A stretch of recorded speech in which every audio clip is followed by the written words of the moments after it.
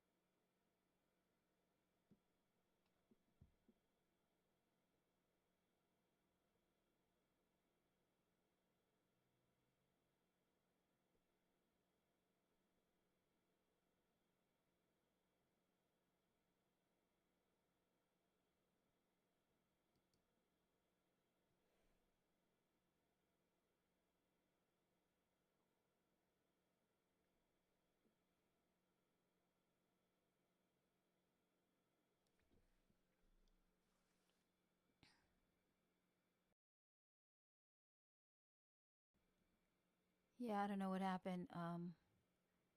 They cut off the camera.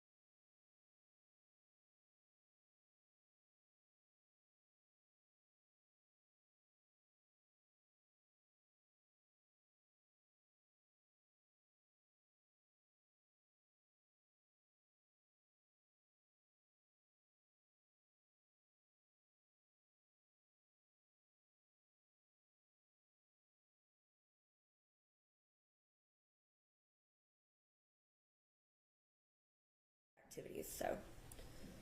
So what kind of functions or things y'all do in this club? A lot of it was tangential to other activities that were happening in the Honors College. So each of us, as honors students, were required to complete additional duties in our coursework, and so we would talk about events on campus to attend, or lectures, or sharing study tips with one another. It was really just meant to kind of be a support and resource group.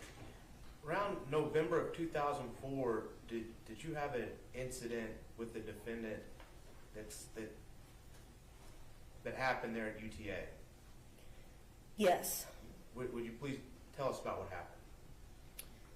Yes. On November 18th, 2004, it was a Thursday.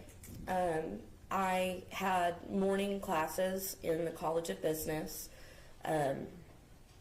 accounting and systems analysis and design. My coursework ended about 11 a.m. that morning, and so typically I wore a suit to my classes, and I would change into more casual attire and go find a place to study on campus. My favorite place to study was the Honors College Library in College Hall. It's now known as the Carolyn Barrows Reading Room. So typically after I changed clothes, I would walk from the College of Business Administration to College Hall, and I would enter through a side door that led directly into that reading room. So that day, I walked up the steps to the side door as I typically did, and I would tap on the glass of that door if I saw someone inside who could let me in. That day, I saw Aaron Dean in the room, and as I tapped on the glass, I saw that he was seated at the computer corral using one of the computers, and he quickly closed what appeared to be a browser window. It looked as though I couldn't be 100% sure what he was looking at, but it appeared to be like pictures of scantily clad women. He came to the door and let me in. I walked through the door. I set my bag. It had my laptop and my suit in it on a club chair just next to the door, and I walked into the room. There were a lot of conference tables and chairs in the room, and on one of those tables was that morning's edition of the Shorthorn, which is the campus newspaper at UT Arlington. I leaned over the table to look at the day's headlines, and as I did so, Aaron Dean came up behind me, and he wrapped his arms around my torso, and his hand grazed underneath my breast at the cup or the cradle of the brassiere that I was wearing. As he did so, he leaned into my ear and he whispered something to the effect of, "Does anyone know how great you are?" I believe that's what he said. I was really confused by this. I didn't understand why he was doing that. I pulled away from his attempted embrace, and I walked over to the chair where my bag was sitting, and I sat down in that chair. At that point, another individual walked into the room. It was someone that was also known to me, a friend of mine, and so we engaged in conversation briefly. And while I was speaking to this third individual, Aaron came and sat down on the chair next to me. So I'm sitting there with my laptop in my lap, and my friend left the room. And at this point, Aaron engaged me in conversation, and he asked me a question about a ring that I had on my finger. I reminded him that, because I was sure he already knew, but I reminded him that that ring was a promise ring that was given to me by my boyfriend at the time, who was studying at the University of Chicago. And Aaron said, "Well, that's too bad. because he really wanted me. And I realized at that point that he meant this in a kind of sexual manner, suggestive manner. And so I was a little taken aback. I asked him how long he felt that way. And he said probably since he had seen me at a student leadership banquet earlier that year. And he mentioned that I was wearing a dress that he really liked because he could see the tops of my breasts in this dress that I was wearing.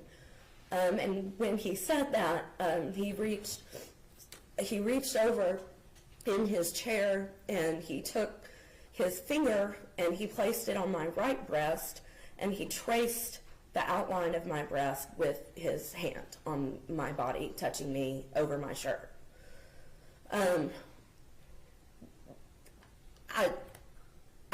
I spoke up at that point and said, "This is very inappropriate. You're making me uncomfortable. This is not. Please don't touch me." And he asked me not to tell anyone what had happened, and I was very upset. So I left the room. I made a phone call on my cell phone to my boyfriend in Chicago. I asked him for advice what I should do. He suggested that I walk across the street to the student union, Davis Hall, and connect with an adult that I trusted downstairs in student leadership. And the adult that I trusted was Tammy Tucker, who was head of judicial affairs at the university. And Tammy advised me that I should take a ride with one of her staff to the campus police department.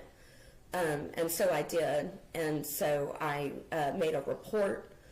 And I believe Aaron was issued a citation for simple assault. The citation reads, unwanted and provocative physical contact.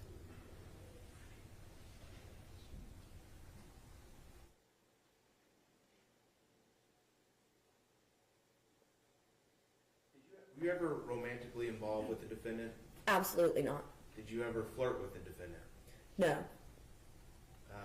Had he ever shown any romantic interest in you before this incident? Not to my recollection. No further questions for the purposes of this hearing, Your Honor. Cross-examination. We don't have any questions for this hearing, Judge. I'm going to let her, you have objections? Yes. Yes. Go up. You know what, do me a favor. Yes, sir. Clip that microphone and if you'll step back in the back and hallway. Unclip my thing. Yes, sir.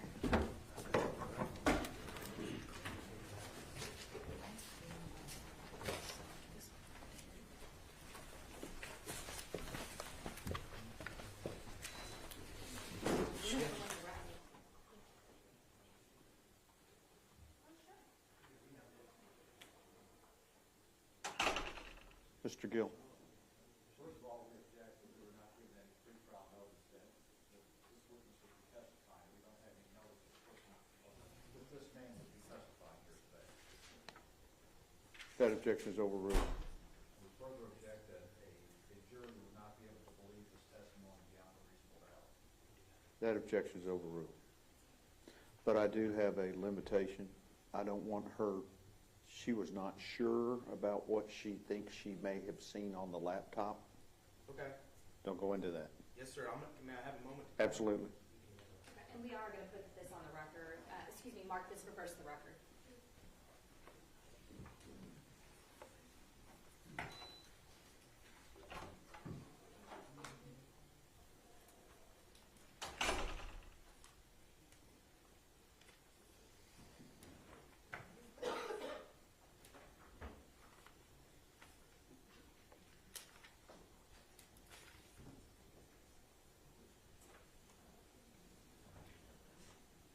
Now, if you watch the court case, this witness was a perfect reason. Well, this witness is great for the side of Tatiana's family. because it shows Mackenzie, get your stuff. precedence that Aaron Dean is not of good moral character. Okay, as he has assaulted this woman.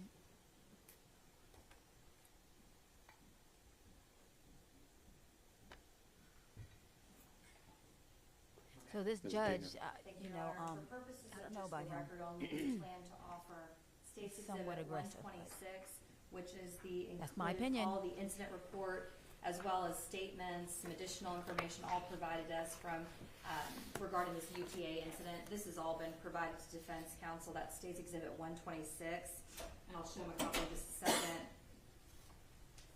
State's Exhibit 125 is a disclosure that we have provided via email to Defense Counsel prior to trial, and I can get the specific dates on that as well. It would have been in October of 2020. It would have been in October of 2021. And included in State's Exhibit 126, it indicates the full name of this particular witness, which is referenced in our witness list that was filed back in November of 2021. It specifically says KS, formerly known as ETC, provided report and TSP for full name. Included in State's Exhibit 126, it goes through and has a Elizabeth Catherine Sykes mentioned multiple times throughout the course of the report. And so I'm going to provide them. Motion to Dale, I'm listening. And so we'll offer those, 125 and 126 for the record only. Any objection for purposes of the record?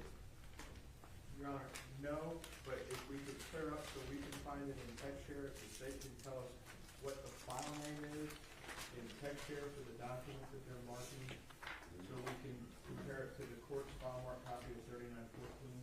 All right. This is back to Mr. Lane with the paper file. We're trying to make sure we have everything. Understand. So for purposes of the record, 125 and 126 are admitted right now, and we can work on the text share issue as we go throughout the day. Okay? Well, yes and no, Your Honor. Yes, we can, but if it wasn't, I'm just trying to make sure, I take their word that it's turned over, I'm just trying to find it in here, Okay? and when it was turned over, with an exact file name, because if you search the acronyms UT or UTA, that's not it. All right, Mr. Smith's looking at it right now, so hang on just a minute. Your Honor, I brought copies in triplicate, if that would be helpful. We're talking about other stuff, don't worry. Understood. And for purposes of 125, that was an email provided to Defense Counsel. That's a disclosure that has been provided. It may also be in TSP as far as the emails, but it is an email.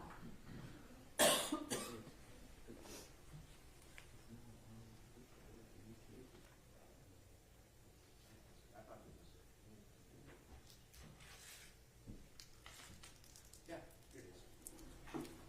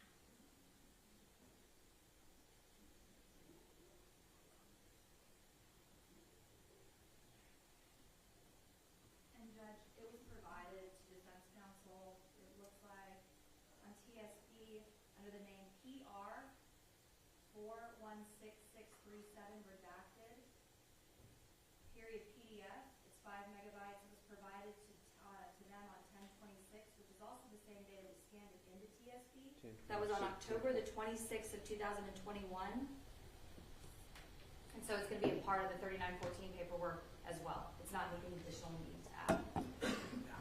Your Honor, since I see that now, finding it out, 300 so nice. Thank the state for that. We'd like an unredacted copy. We don't have one. This is the information that was provided to us by UTA. Law enforcement agency in Tarrant County, they're submitting it. It's a law enforcement PDF. They're the chief law enforcement officer of the county. This is another ORI that's under the state. The defense doesn't have access to it. We ask for an unredacted copy. I would just to be clear too, we actually got it from this particular witness. We did not get it via subpoena or through law enforcement. It was provided by this witness because she kept this as part of her file, and so that was what was provided to her. We've never asked for a redacted copy of it from law enforcement, nor have we been Well, does it exist? I would have to go inquire, Judge. I can't speak to whether it does or does not at this point.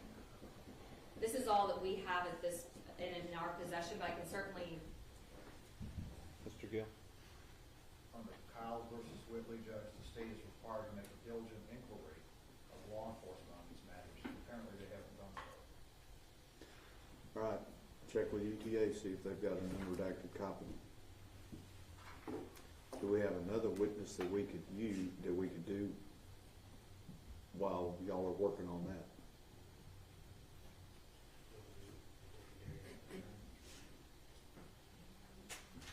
We just have a Darius Carr as the only other witness, Your Honor. We wanted to kind of do him last, if that's okay. Yeah, we can make the phone call right now. All right, let's be in recess until we'll be in recess until y'all give me some information, okay? Okay. All right. So, you want to click that microphone?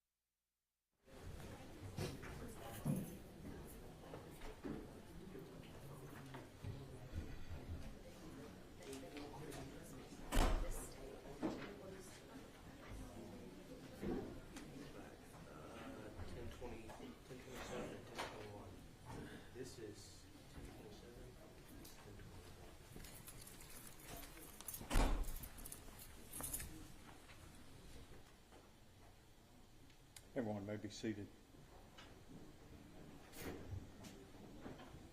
All right, I know there's some matters we need to place in the record, so Mr. Smith, go ahead. Now, at this time, we'd offer State's Exhibits 127 and 128 for the record. 127 being an open records request from Investigator Mo Brown with the Tarrant County DA's office asking for information about this witness. And this was opened in October of 2021 to the defense. And then also, State Exhibit 128 is a records request from the city of Arlington for any information on this Class C ticket, which has also been open to the defense since October 2021. We did not get the city of Arlington did not have any records whatsoever for the ticket that was done in 2004 for this offense. For purposes of the record, any objections to 127 and 128? Just a clarification, 127 is not an open records request from the district attorney's office. It's a response back. It's on UTA letterhead. And 128 is an email. It looks like, well, I don't know, it's not, it's a document. Whether it's an email or not is uncertain based on the format that it is. It's a web printout from some screen. It's page 1 of 3, but we only have one page here for State's 128. Well, I'll let them in for purposes of the record. So is the state maintaining that you've made diligent search to try and find this document and that there has never been a response or any type of response to your request? We've never had a response to our request. Okay. And Your Honor, just for purpose of the record, our investigator, Marvin Brown, on October the 13th of 2021 at approximately 9:50 in the morning, made an open records request to the City of Arlington, the city attorney, for some information regarding the November 2004 assault incident. Due to the City of Arlington Municipal Court observing the defendant's information in their system, they had no citation information. So based on that, our investigator did the following open records request. And then he also, on the same day, a few hours later, emailed the University of Texas at Arlington with a public records request for information pertaining to the November 2004 assault incident involving this defendant. He then uploaded the public response to TSP, and then as well as that additional document. So those have all been uploaded, but just for purposes of the record, to understand the context, it was our investigator that was requesting those items. And this is the information that was provided to him. Judge, UTA has its own law enforcement agency. It has its own ORI. The request that Investigator Brown, Chief Investigator Brown, made was to the university, not to the law enforcement agency. And then he also made the second exhibit was a request to the City of Arlington, which is a separate law enforcement agency. And at the time of this event in 2004, UTA had its own police department. The request and the due diligence under Kyles versus Whitley was not done because they also had the ability to issue grand jury subpoenas during the investigation or court subpoenas once the case was indicted, and they've done none of that to fulfill their duties under Kyles versus Whitley. All right, I'm going to overrule the defense's objection, and we're going to proceed. Can we have a running objection, Your Honor? You may. We ready? State's ready. Yes. Okay. You may remain seated in the committee.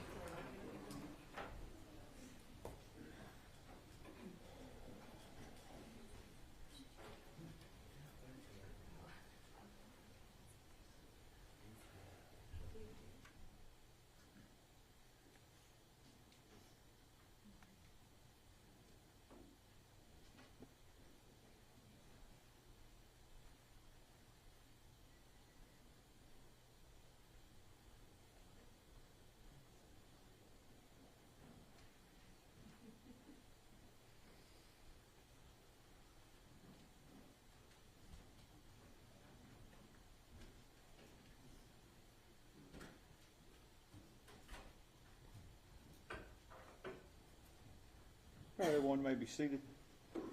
We are ready to proceed. Ladies and gentlemen, this witness has been previously sworn to testify truthfully. Mr. Smith? Would you introduce yourself to the jury, please? Yes, my name is Elizabeth Turner. And Ms. Turner, in what city do you live? I live in Fort Worth, Texas. And without getting into where you work, what do you do for a living? I work in financial services in a project management office. what do you do is in a project management office dealing with financial services? I lead projects and initiatives related to technology and finance. How long have you been doing that? I've been with my current employer for 8 years. I've been working as a project manager in the intersection of technology and finance since I was 19 years old. Did you graduate college at 19? I graduated college at 20 with a baccalaureate in information systems. It was an honors bachelor's degree and a master's of information systems with a concentration in project management from the University of Texas at Arlington. All at 20. That's correct. So when did you start at UTA?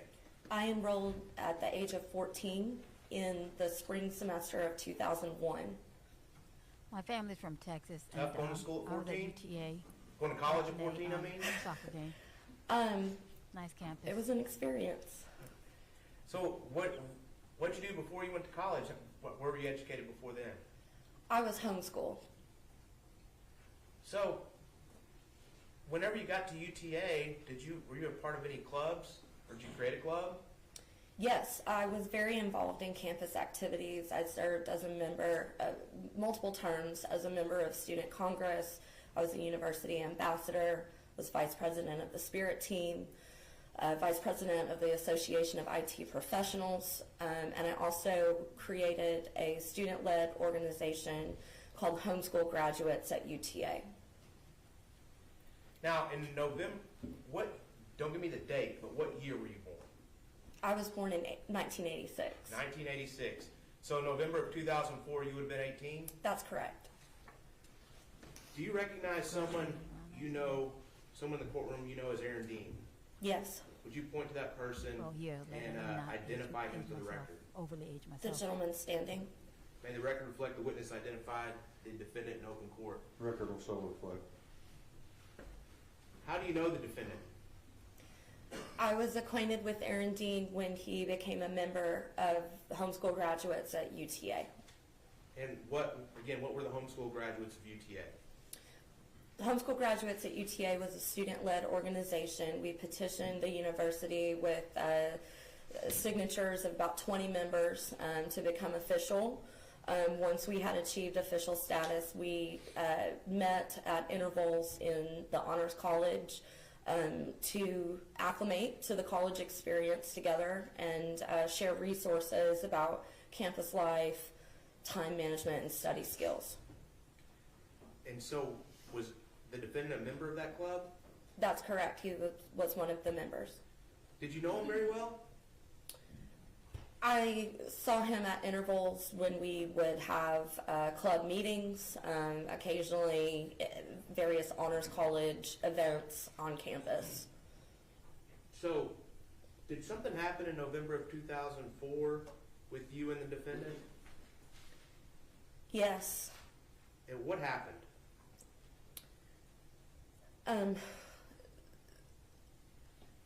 On November 18th, 2004 was a Thursday, and I had finished my accounting and systems analysis and design courses about Non-responsive. Sustain. Let's keep the question and answer. You got it. So what class did you just finish? I had just finished my accounting, principles of accounting and systems analysis and design. And what did you usually wear to that class? What type of, did you dress up for it? I typically wore a suit to my classes in the College of Business. And so what did you do after that if you typically wore a suit to class? I know this can't be After class, I changed into a hoodie and sweatpants, and I headed over to asking the what Honors she is College wearing. Library to study. And what's that Honors College Library now called? It's called the Carolyn A. Barrows Reading Room. It's in Suite 100 of College Hall. And what kind of place is this? It's a quiet place where students can study. In 2004 it was. There were lots of like conference tables with seating.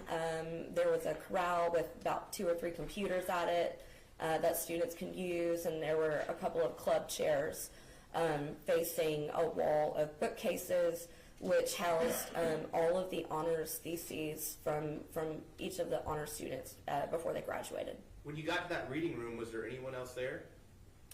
Yes, Aaron was seated at one of the computer corrals. What did you do once you got into the reading room? When I came into the reading room, I thanked Aaron for opening the door for me. I placed my laptop bag on a club chair just next to the door, and I walked to one of the conference tables where that morning's issue of the Shorthorn lay open on the table.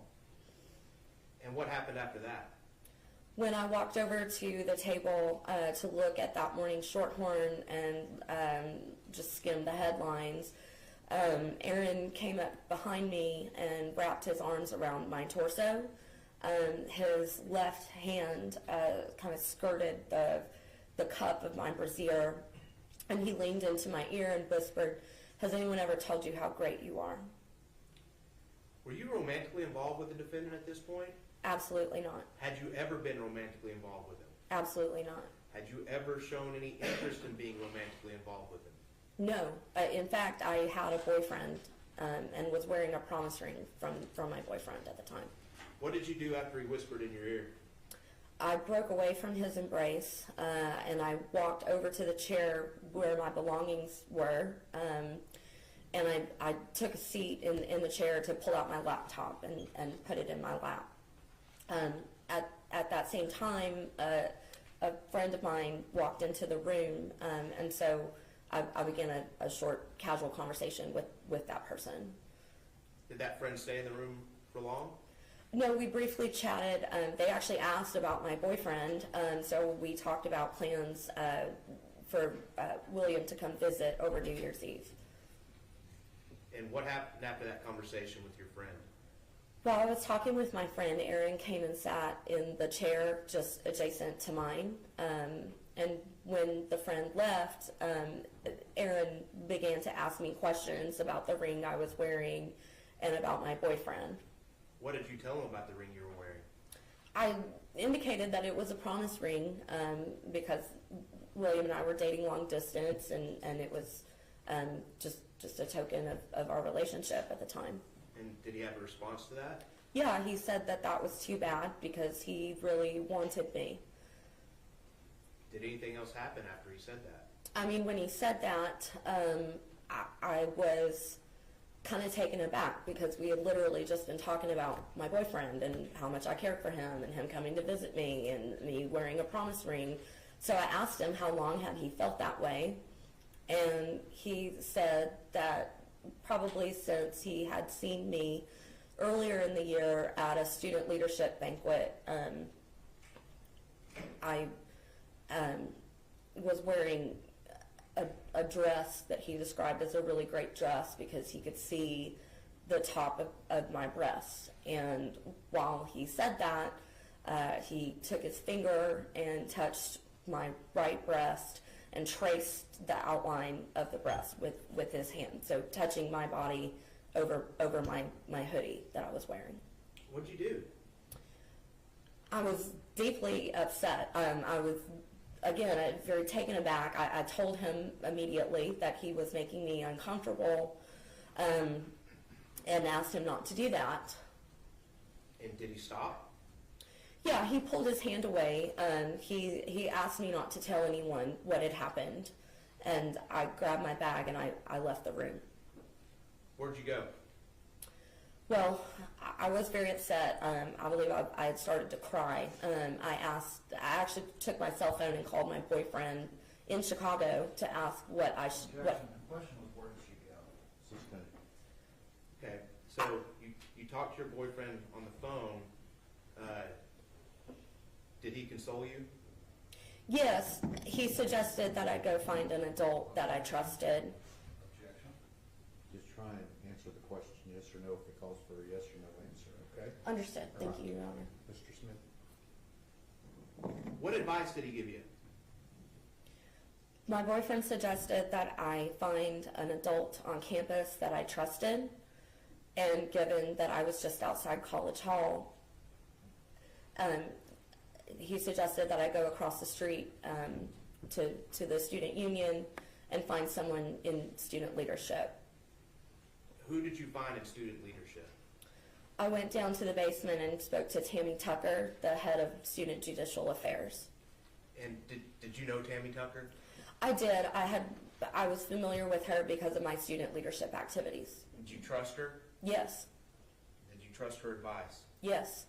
After talking to her, did she give you some advice on what to do next? Yes, Tammy suggested that I take a ride with a member of her staff to the campus police department where I could leave a report. Did you make a report with the campus police department? Yes, I did. I gave a verbal report. I made a written statement regarding the event, and I also signed a separate statement regarding feeling offended by his disregard for my personal boundaries. And as a result of that report, what happened? I believe Aaron was either arrested or issued a citation, and I believe he pled no contest and paid a fine. No further questions, Your Honor. Pass the witness. Cross-examination. Commissioner, did you say something about filling out a witness statement or a personal statement? Yes. Judge, we don't have a copy of that. Does the state have a copy?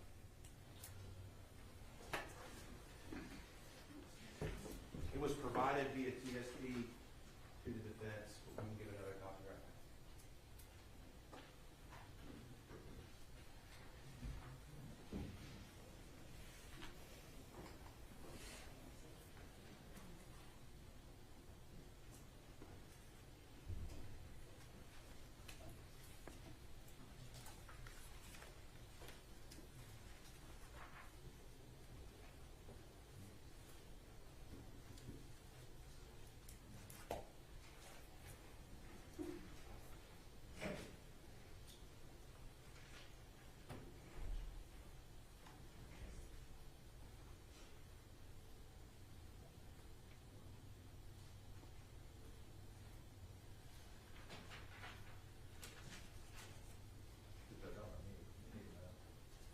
I'm letting you look at it.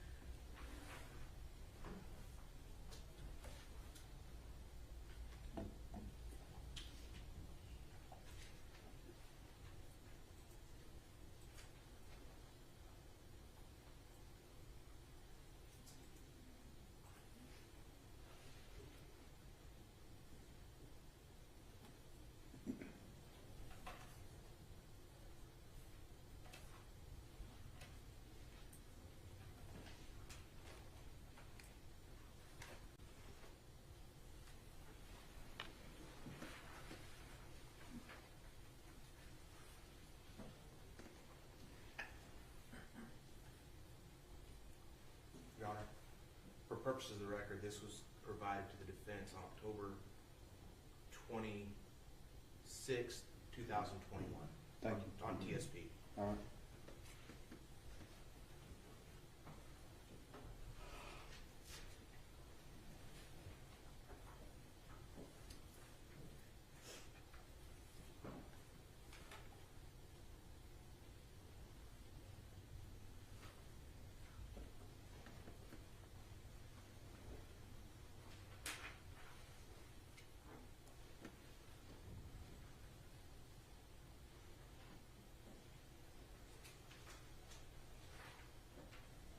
Morning.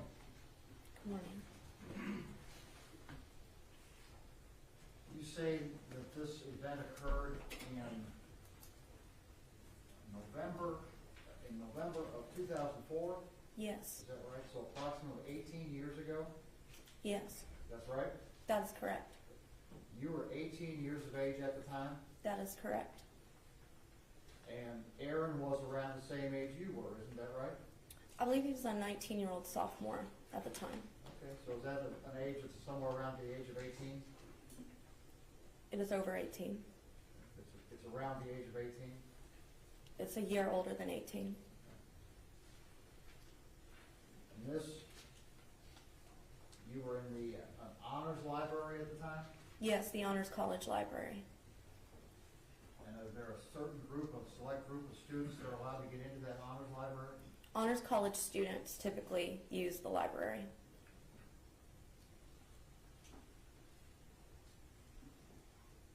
The group, the homeschool graduates group that you were involved in, Yes, I founded the group. founded the group.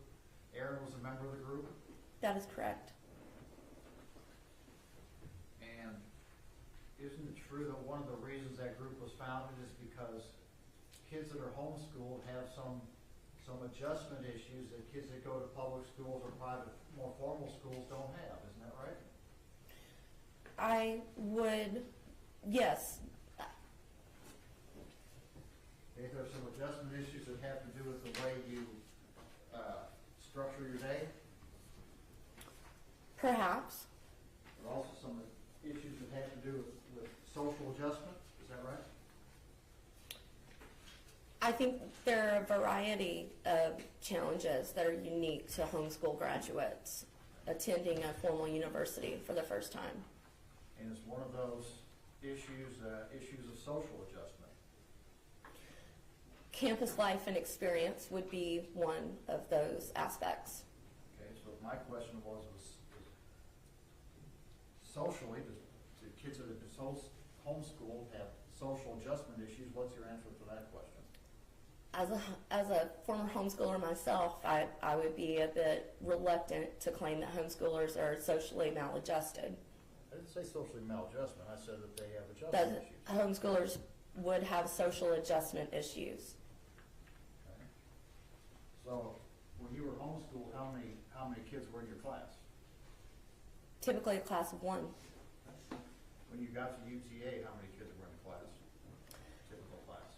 In my first college class, computer science ethics, there were over 100 students in the class. Okay. Pretty big difference, right? Yes, Right.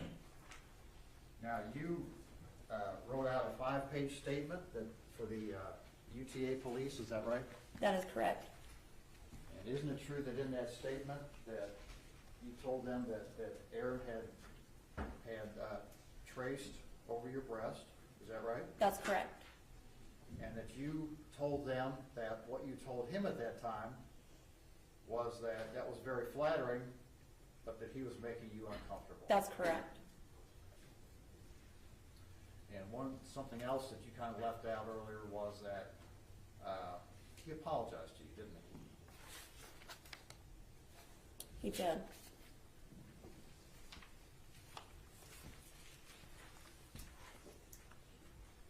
Judge, we pass it. Read the record. No further questions, Your Honor. May Ms. Turner be excused subject to any potential recall? No objection from the state. You may. Thank you, ma'am. Thank you. Thank you. Thank you.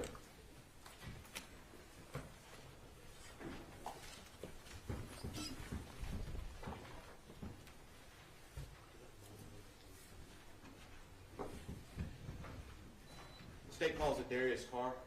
Mr. Carr, come up.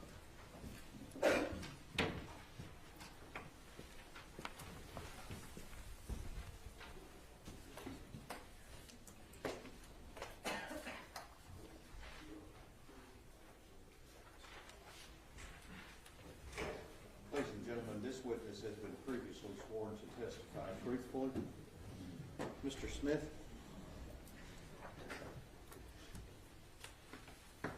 Would Would you introduce yourself to the jury, please, sir?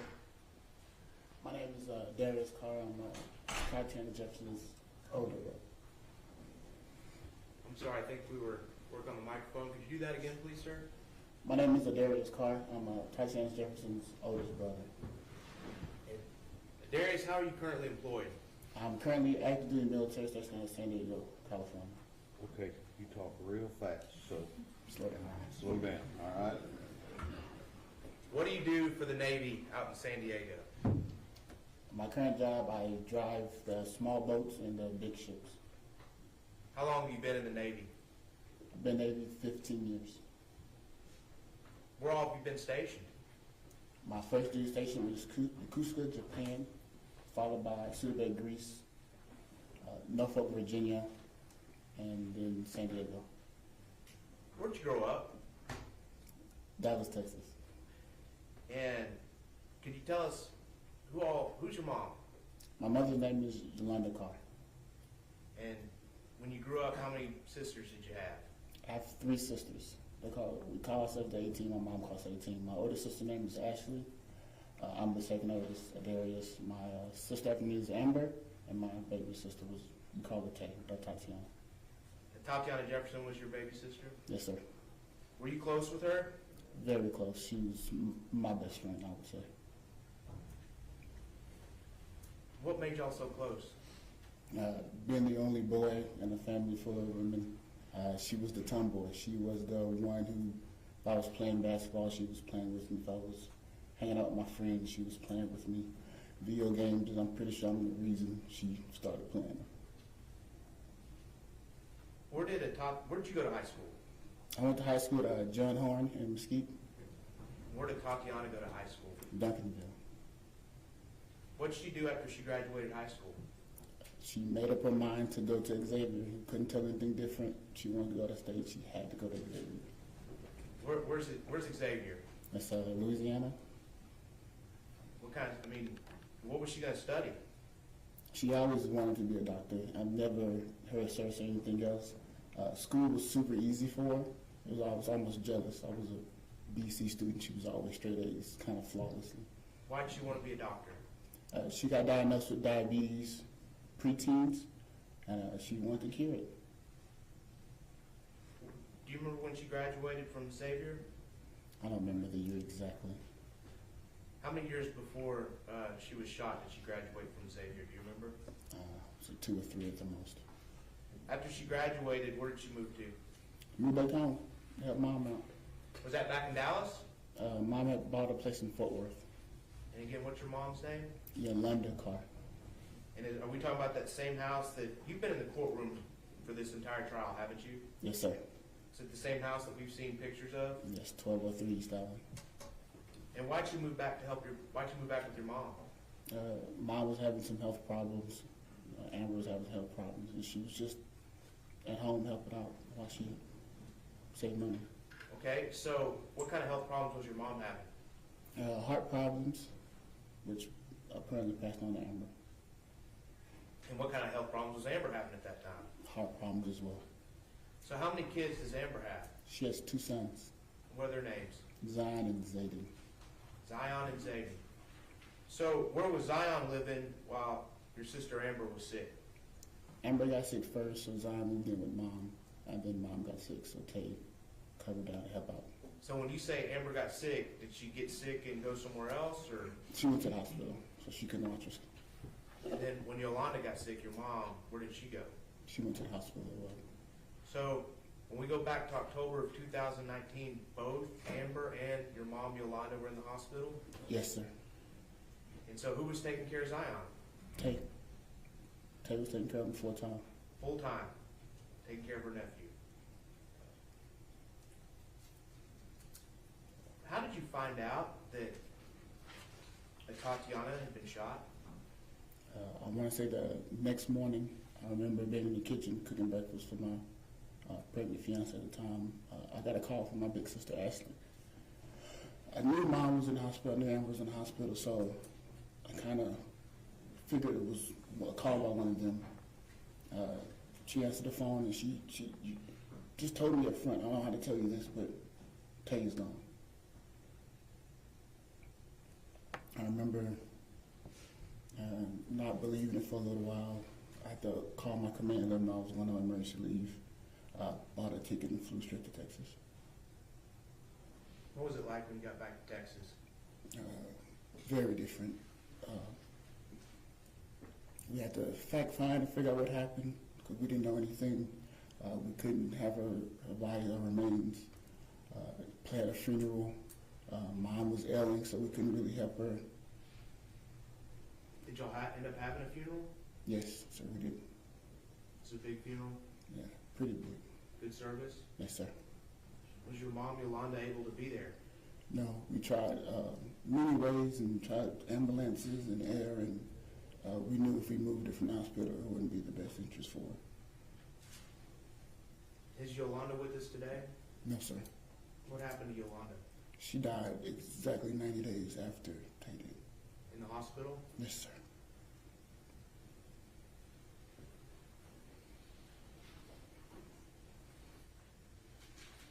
May I approach the witness, Your Honor? Yes, sir.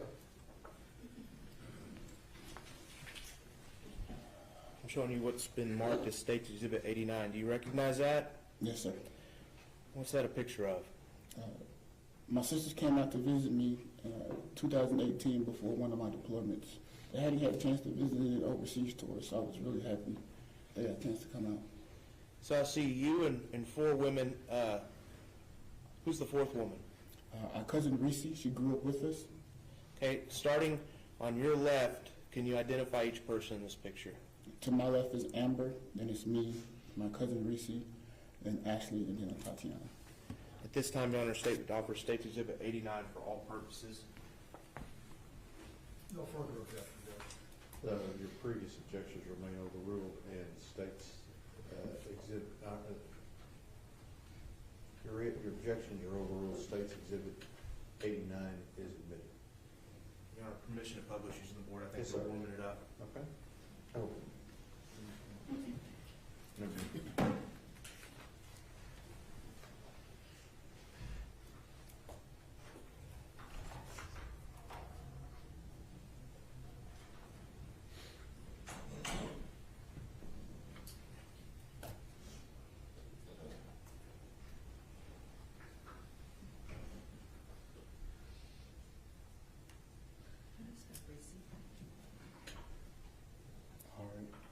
It's C-E-R-E-S-E. C-E-R-E. I'm gonna mess it up. I'm not too sure. Okay, Darius, again, if you could start from the juror's left and your left, identify everybody in this picture. Yes. To my left is the first person that pictures my sister Amber Carr. I'm in the middle. The lady next to me is my cousin Cerise, and then Ashley, and then Atatiana. And Tatiana's on the far right. Yes, sir. What all did y'all do out there in San Diego on this trip? That's one of the highest points in San Diego. It's a veteran museum memorial called Mount Helix. But I just showed them San Diego as much as I could. Good weather, tacos. We took a cruise on the water, showed them the naval base. How long were they out there? It's about a week, sir. Did Tatiana enjoy it? Every bit of it. Was that one of the last times you saw Tatiana? That was the last time I saw my sister. Where's Amber this week? She's currently in the hospital again, pneumonia in her left lung. Was she here at the beginning of the trial? Yes. When did she check herself into the hospital? Wednesday, first week of trial. We'll pass the witness, Your Honor. Cross-examination. We don't have any questions, Judge. Hey, Mr. Thank Carr, you. hey, Mr. Carr, be excused subject to potential recall. Yes, Your Honor. And by agreement, he's been in the I courtroom. understand. That's correct.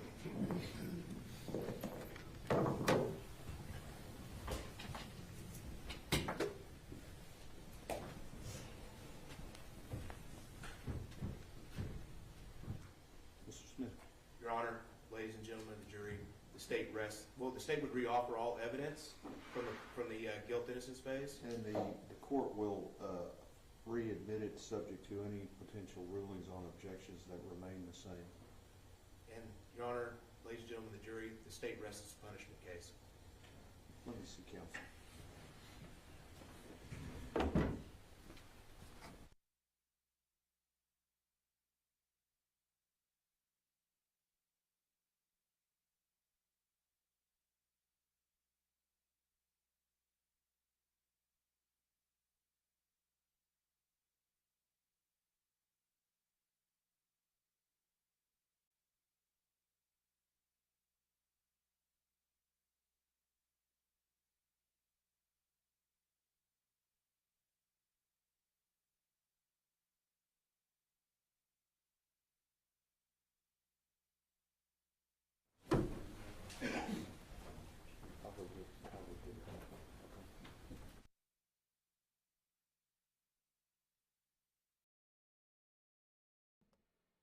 I think I just heard the state say they rest their case. I don't. I would think there'd be more family statements. I would think.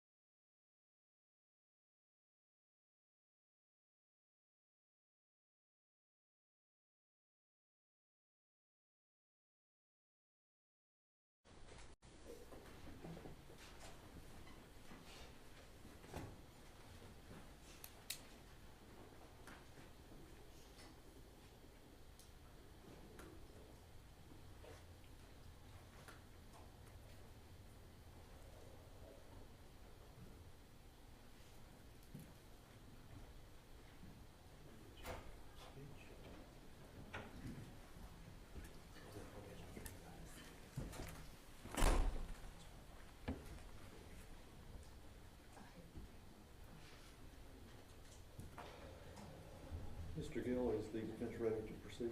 We are. All right, state ready for the jury? Hello. State's ready? And defense is ready? We are. All right, let's go.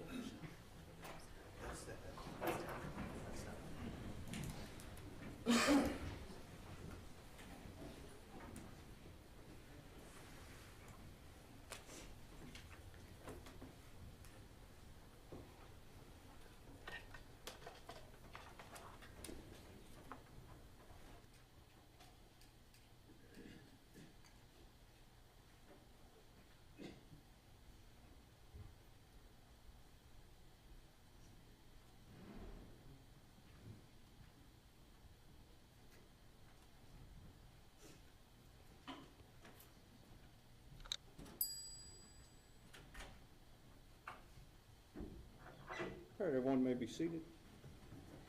Does the defense wish to present any evidence? We do, Your Honor. Mr. Gill? We call Tim Foster. Tim Foster. Come up, please, sir.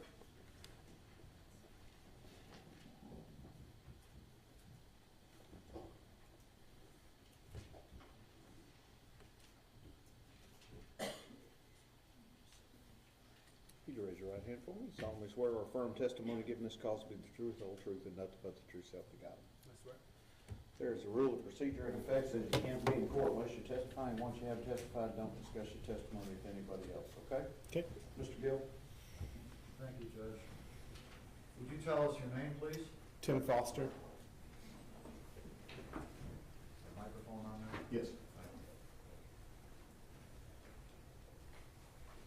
Mr. Foster, do you live here in the Fort Worth area? Just outside of Fort Worth, West of it. And how long have you lived here? 33 years. And how old a man are you? 55. While you've been living here in the Fort Worth area, have you come to know a person by the name of Aaron Dean? Yes. And this is Aaron over here, two people to my right at the end of the table? Yes.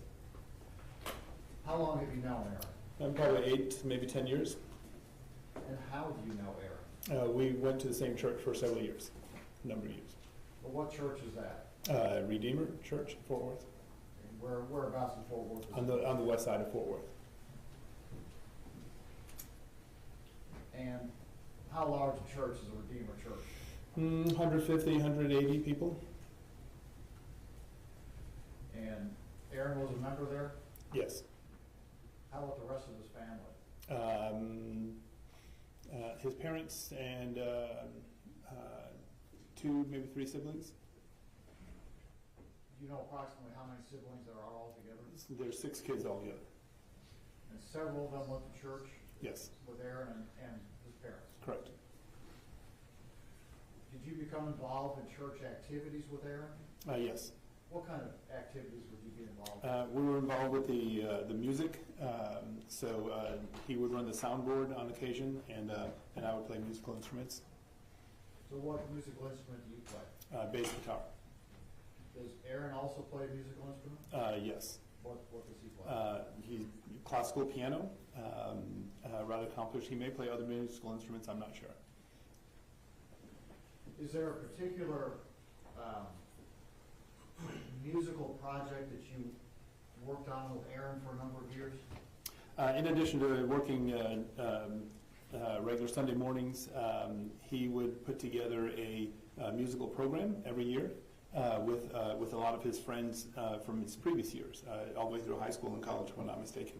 And they would put on a recital or around time of Christmas, a Christmas program that would involve 20-ish people of rather accomplished musicians and vocalists.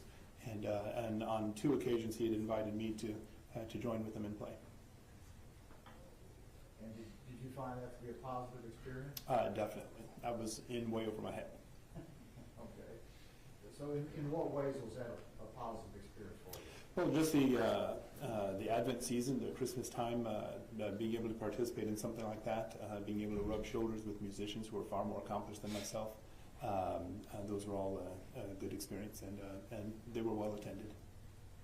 So what was Aaron's part in that Christmas program? Well, he directed the whole thing, and he may have collaborated with someone else to direct it, but he put the thing on. did all the arrangements and planned the whole thing. So have you had a chance to spend quite a bit of time around him during that and then other church activities? Yeah, a good bit of time. And what kind of person have you? A bit of information about the judge. Dependable, upright, noble. Those would be a few adjectives that I would use to describe him. Have you seen him interact with other people? Yeah. And how does he interact with other folks? A humble servant would be a good way to describe him. If we had something to do, he would always be there on time and do his job thoroughly with a high degree of proficiency. How did he treat other people? Upstanding. He'd be the kind of person that I would want involved with anything that I would do. Was he a domineering person? No. Was he an egotistical person? That's not how I would describe him, no. Did he believe that he was superior to other people? I never saw anything like that. How would you describe it? Accomplished, multi-talented. He has a vast knowledge of physics, mathematics, science, astronomy, music. The man's forgotten more music theory than I've ever learned. He's also into woodworking, which is another shared interest.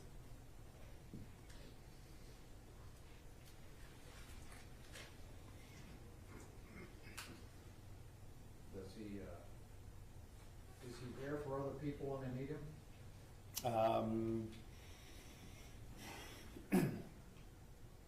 I haven't necessarily seen him in those kinds of things, but I would not be surprised if someone said, hey, Aaron's doing this or that for another person. I wouldn't be surprised at all to hear that. Has he done things for you?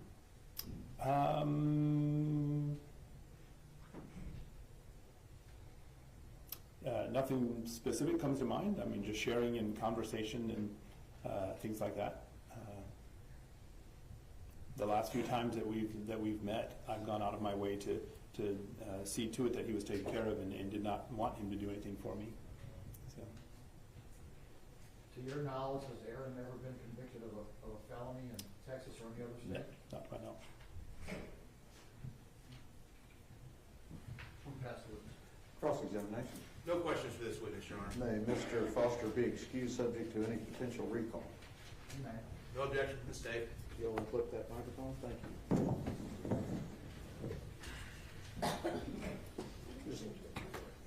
You're free to go.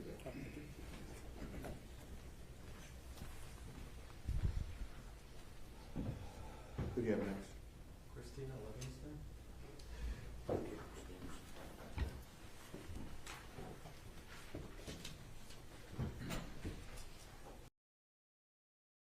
If you were able to read what that article said, that website said about George Gallagher, interesting. Rewind if you need to look back. On for us, please.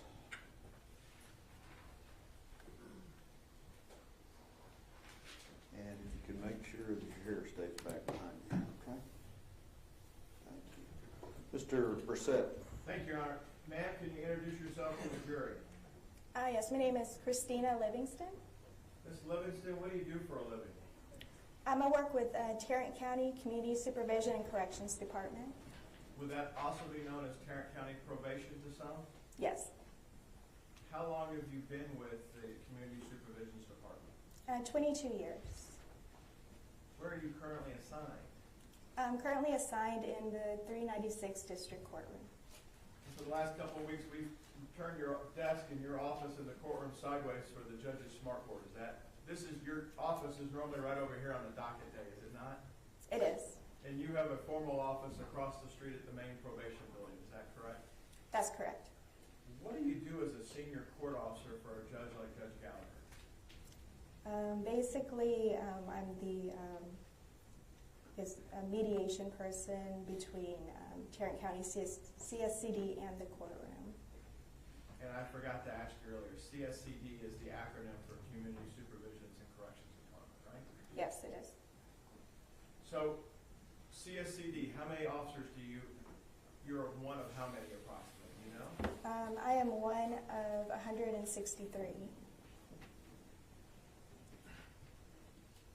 Cases either go by three ways, I guess, if they've been indicted. They're either dismissed, they're either a plea bargain's reached between the parties, or there's a trial, correct? Correct. Do you get cases that are given to you after somebody's been before a jury and a jury awards probation? Yes. And do you, as the bulk of your cases, since we only try 4% of our jury trials, 4% of our cases, most of your work comes from plea bargains between the state and the defense attorney about a particular client, is that correct? That's correct. When somebody is placed on probation in Judge Gallagher's court, for example, are there certain terms and conditions that are standard for all defendants that are on probation? Yes, there is.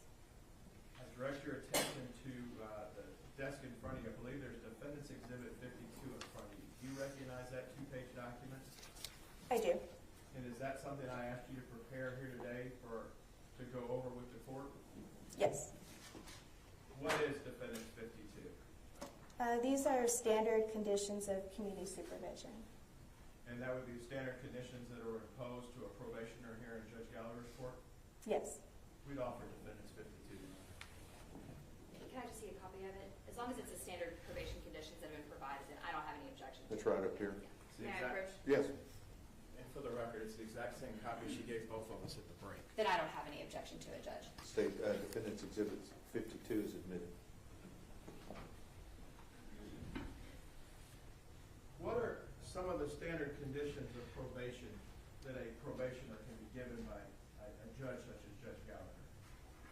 Some of the standard conditions include not committing any new offenses, reporting to the probation office, usually it's once a month, keeping all the court dates, avoiding persons and places of disreputable or harmful character, permitting the supervision officer to visit the person at their home or elsewhere, work faithfully at suitable employment, furnish proof of employment to their officer, provide a valid and accurate address at all times while they're on probation, beginning the date of probation throughout the end of probation. Now, there are a number of hours. Mr. Dean has been convicted by this jury of manslaughter. That's a second-degree felony. There's a tiered system for community service hours in the Texas Code of Criminal Procedure that you're aware of, correct? Correct. What is the minimum number of community service hours a defendant, if awarded probation by a jury, would have to do as part of their probation? It would be 240 hours. Does the CSC Department of Tarrant County employ a Texas risk assessment test to all defendants on probation? They do. Can you explain to members of the jury a little bit about that testing and why it's there? The assessment basically assesses the risk of the probationer if they will recidivate. And it's a series of questions and tests, and based on that initial diagnostic test, additional tests can be ordered by probation if they see fit, correct? Correct. Is it my understanding that if a person's placed on probation, they have to, upon release from custody, they have to go to this assessment center, and the assessment center is like a diagnostic series of tests from urinalysis to the mental side to see what programs or treatment a probationer needs, correct? Correct. Not immediately after, but soon after. Your policy, I think, if I understand it right, Ms. Livingston, is within 2 weeks they're supposed to have the initial assessment test done, and then based on that, additional testing take place. Is that safe to say? That's safe to say, yes. Judge Gallagher's court handles felony level offenses, those that a jail sentence is greater than a year. Yes? Yes. On probation currently, do you have people that have committed assaultive offenses that have been placed on probation through plea agreements with the state of Texas? Yes. Do you have people on probation that have had various amounts of illegal controlled substances, drugs? Yes. Do you have people on probation that you're currently supervising through plea agreements that have committed burglary by habitation, Yes. aggravated kidnapping, Yes. aggravated assault, Yes. aggravated robbery, Yes. intoxication manslaughter, Yes. intoxication assault. Yes. It's common that these types of crimes are awarded probation through plea agreements and accepted by the court on a regular basis in this building. Is that safe to say? That's safe to say, yes. Does CSCD of Tarrant County have the ability to supervise and structure a treatment program for rehabilitation for an individual convicted of the offense of manslaughter, in your opinion? Can you repeat the question, please? Does CSCD of Tarrant County, each individual probationer's treatment during probation or their rehabilitation is done on an individual basis, correct? Correct. You try to tailor a program to fit a particular given defendant, yes? Yes. As much as you can. I understand it's not one size fits all, but it's not micromanaged, but you do your best to get it down to where it's a program that can be taken care of and treat specific issues if there are any, yes? Yes. Does probation have is probation capable of handling somebody that has been convicted of manslaughter? Yes. And there's two different types of probation. And my understanding, there's one that takes place by trial as one type of probation called deferred adjudication. And that's not what a jury would be awarding probation if they were, correct? That's correct. The other type is straight probation. Can you explain what straight probation is to you? Straight probation means the person is already convicted. Do you have people on straight probation for serious felonies, what you consider serious felonies here in the state of Texas? Yes. And you and your team are able to supervise them, is that correct? That's correct. Are there also abilities to place additional conditions in addition to what's been admitted as defendants 52? You have a whole electronic monitoring unit that you can place on individuals, is that correct? That's correct. You have testing and capabilities. You talked about monthly reporting. You have individuals that report on a weekly basis, correct? That's correct. Probation has individuals that have to call on a daily basis to see if they have to come in, correct? For drug testing. That's correct. So if I use a phrase, there's a board to fit everybody's backside, you have the way to get somebody's attention if you need to on probation. Generally, yes. Okay.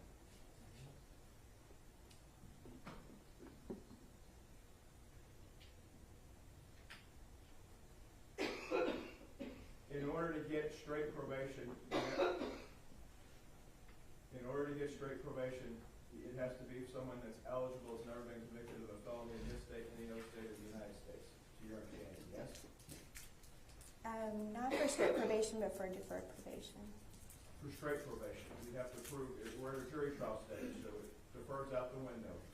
If it's proven that somebody has never been convicted of probation in this state, any other state, or the United States, That's correct. prior to the trial, they're eligible for probation. Yes.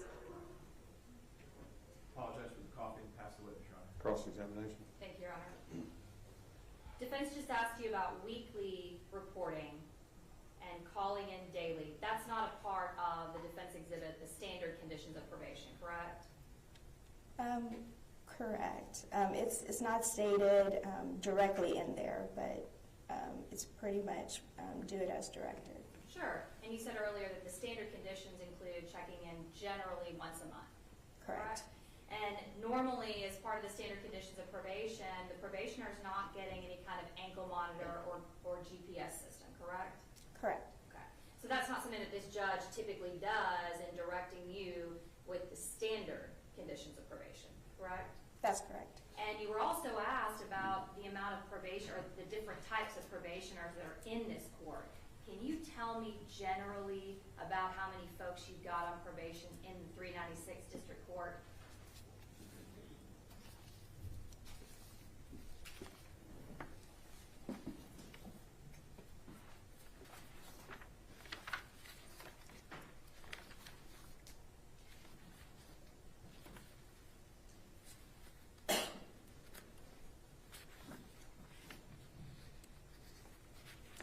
have the general number out of this court, but I do have the general number department-wide.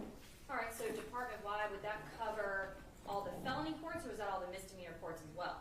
I have both numbers. All right, let's talk about the felony courts.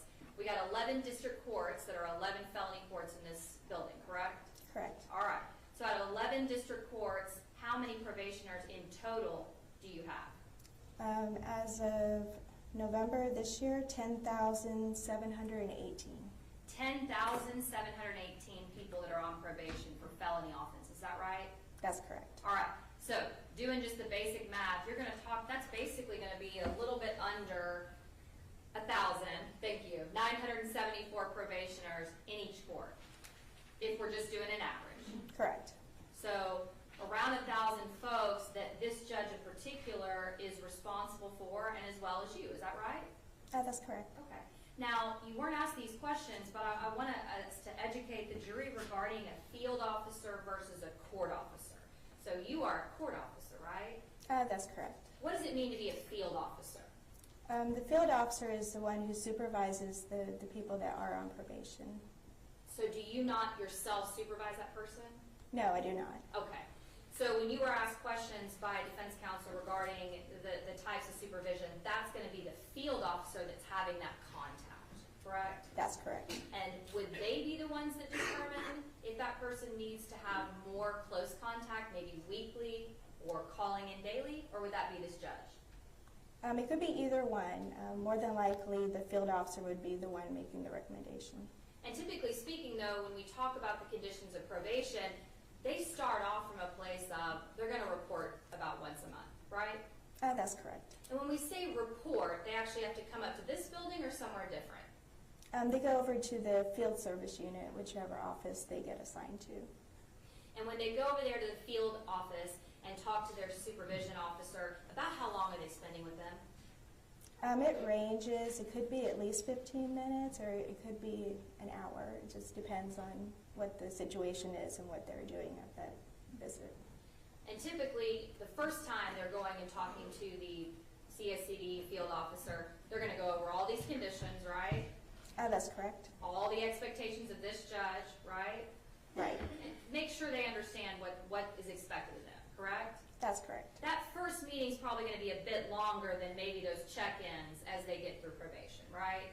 That's correct. So, in general, you said as little as 15, sometimes an hour, but we're not having a whole lot of interaction with these folks once a month, right? Not necessarily if you're only counting the office visit alone. And there are also home visits. Yes. And is that, do we see that on the conditions of, the standard conditions of community supervision? Yes. Okay. And how often, even though it says permit the supervision officer to visit your home or elsewhere at the time, is that something that's typically done where the probation officers are going out to these 974 folks' houses? Not every month. Okay. And so can you give me an idea about, of a fiscal, let's just say of an entire year, how many of the probationers, I mean, is it half that y'all are going out to their houses, less than half? Usually the priority is with their risk level. So the higher risk, they get more home visits. Okay. So let's talk about the risk level. Risk assessments are done by whom? We have an assessment unit that does the assessments initially, and then the field officer will do it from then forward. And so for risk assessment, when we start talking about, is it low, medium, high, what are the different ranges? It's basically low, medium, high is the basic ranges. Do you know about how many high-risk probationers you guys have in this court, roughly? I do not. Okay. But if we've got about 1,000 folks, any idea if it's about half of those folks are high risk? Or do you don't know for sure? I do not know for sure. But when we talk about the risk assessment, that is based on the information in part of what the defendant, the probationer, tells them, correct? Correct. Part of it is. And what are the other parts? We have prior criminal history, right? Correct. Okay. Any violent offenses, correct? Correct. Okay. What else is considered? For the assessment, we also go through what information that we do have and then related to it, the information the defendant says. Okay, explain that to me. What do you mean, what information you do have and as it relates to what the defendant tells you? For example, if we have a new offense, well, not a new offense, but let's say we look at the criminal history and the defendant is underreporting what is on the criminal history, we would trump it with the actual criminal history. I gotcha. But if somebody doesn't have any criminal history, then that's going to be a factor into the risk assessment, correct? Correct. Any documented criminal history, right? Correct. Okay. And so overall, in this particular case, if somebody doesn't have any prior felony convictions, any documented criminal history, and they are charged and now convicted of manslaughter, and then what other information is going to be considered on that risk assessment? We have the education, employment, financial situation, family and social support, neighborhood, substance abuse, criminal attitudes, behavioral patterns, and peer associations. Okay.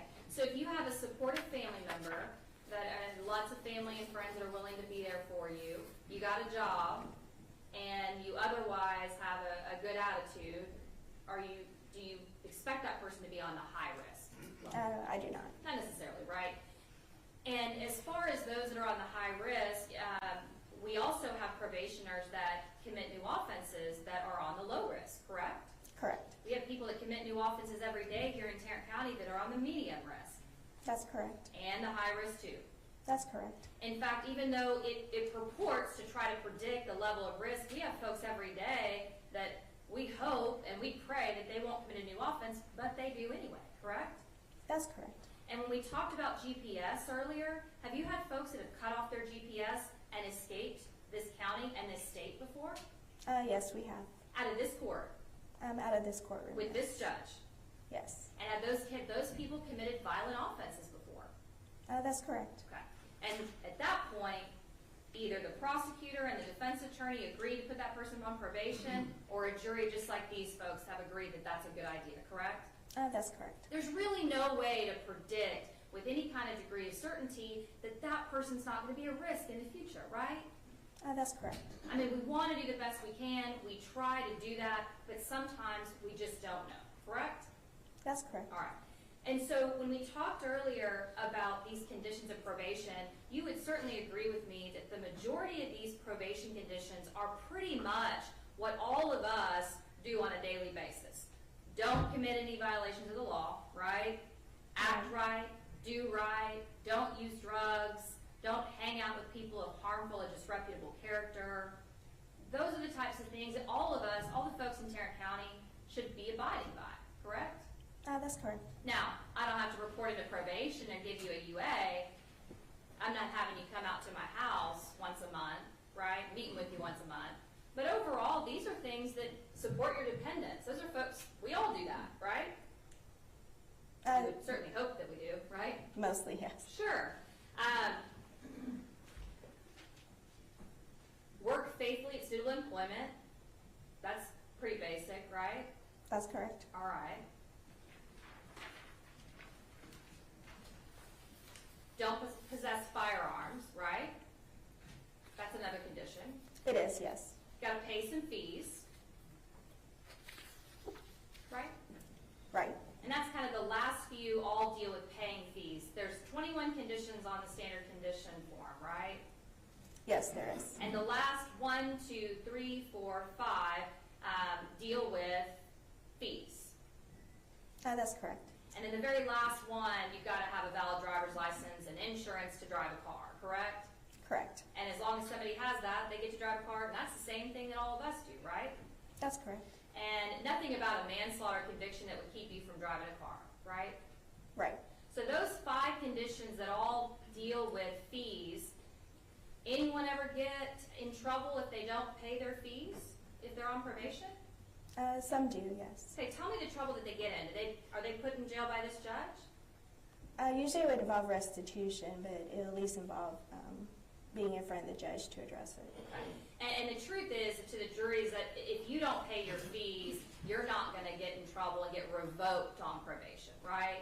Typically, you will not get revoked for not paying fees. Sure. So tell the jury what it means to be revoked on probation. What does it mean to have a probation revocation in this court? Probation revocation just means that you were on probation, you had violations, and then petition submitted to the court, and then the person gets time. Basically, they can get, depending on what their type of case is, it could be jail time or it could be TDC time. When you say TDC time, is that the Texas Department of Corrections? Yes, So you said jail time, meaning Tarrant County jail time, that's correct. TDC time, meaning prison time. Correct. And who decides that sanction or that punishment? Usually it's discussed between the state and the defense. And ultimately, it's up to this judge if they go in front of him to make that determination, correct? That's correct. All right, so let's talk about probation revocations and how often they occur, all right?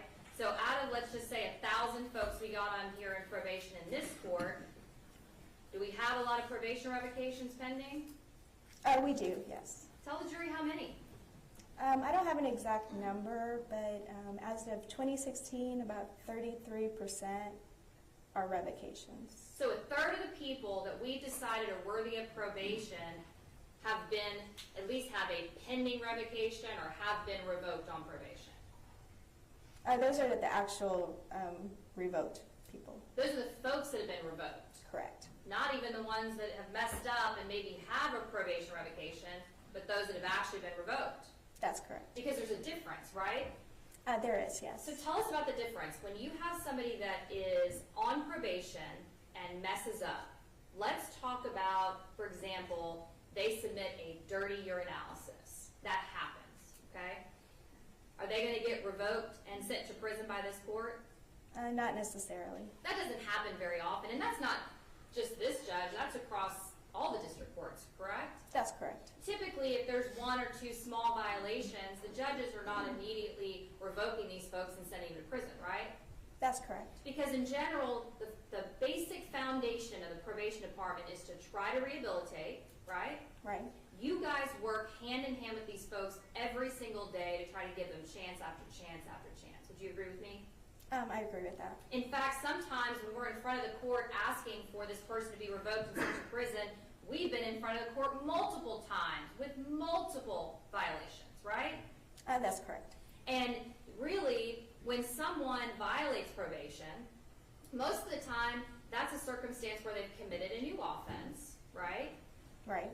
I mean, you can't really find out about somebody hanging out with a person with harmful or disreputable character unless you guys are told about it, right? That's correct, or unless it's noted in the offense report. For a new offense. For the new offense. And that's if y'all find out about it, right? Correct. Meaning that the police are involved and it's reported to you, right? We do get notices whenever there are new arrests in Texas. Sure. But as far as, let's talk about possessing a firearm. If you guys are not going out to the person's home, how are you going to know whether they have a firearm or not? If they get picked up for a new offense with a firearm, or if someone reports that they have a firearm. And if they tell you too, right? True, yes. And wouldn't you agree with me that for the most part, the basis of probation, so much of it depends on the information given to you by the person on probation? Yes. It's extremely important that they have an open mind, they have an open heart, they are willing and ready to participate in probation, right? Yes. In fact, one of the very first things they have to do is admit the offense, right? Yes. And they have got to, because that's how you tailor the probation, right? Yes. So they have to admit the offense, and you go through the risk assessment, and they have to be willing and able to do all those things, right? That's correct. And the information that you use to tailor the probation is based off what they tell you, right? Some of it is, yes. So to a certain degree, garbage in, garbage out. So we're really hoping that they're being honest and open with you, right? Right. And I know you've been doing it a long time. You have folks that are dishonest with you sometimes. That's correct. Sure. And as far as those that are currently, you said it's a third of people that have been revoked here in Tarrant County. Those that have been revoked, who makes the determination of how long they go to prison? I mean, ultimately, the judge makes the sentence. And so these folks right here that have heard all about the manslaughter that was committed in this case, they don't get to make that determination, right? That's correct. And are they even contacted? No. So if this defendant goes out and commits any other new offenses, they are not going to have a say at all in what he is sentenced to, correct? That's correct. And it may not be just this judge that makes that determination. It could be a visiting judge that's here that day, right? It could be. Yeah, it may be him that's heard this case, or it actually may be a different judge, right? That's correct. Okay. So the folks that are in the best position to know everything about this case, sitting in the box, they actually don't get a say in that going forward, right? That's correct. And they also don't get a say in what conditions are placed on this defendant. That's going to be the standard conditions and whatever additional conditions, if they are sought by the risk assessment in this court, right? That's correct. Do you have any idea, can you tell us the percentage of as far as probationers that get more conditions than just the standard? I don't have a number, but a lot of them do get additional conditions. And when you say a lot of them, if you got 1,000 folks, are most of them on standard conditions, or is the majority on additional or high-risk conditions? Most of them, I would say, are in standard conditions, but when they do go for the assessment, that's also adding on conditions on top of that, and that could be adding on any type of like high-risk conditions or mental health conditions. It just depends, but I would say a lot of people do get added on conditions. Do you guys, the field officers, y'all interview the family members of the cases that are coming in front of y'all? Do y'all ever get to interview the victims' families? No. Okay. So they don't get an input as well. Is that right? They are welcome to call, and if they give input, then we'll listen to it, but normally we don't go ahead and contact them to ask for input. But you guys are willing to take the opinions and feelings and input of what the victim's family thinks is appropriate? Yes. Now, somebody that is convicted of manslaughter, second-degree felony in the state of Texas, what additional conditions are typically ordered on them besides these standard conditions? The only conditions I can think of are not to have any contact with the victim's family. Okay. Anything else? No. Okay. And we also talked earlier about the there's a recidivism rate, right? Yes. Okay, and I'm not asking you what the rate is, but can you tell the jury what that is?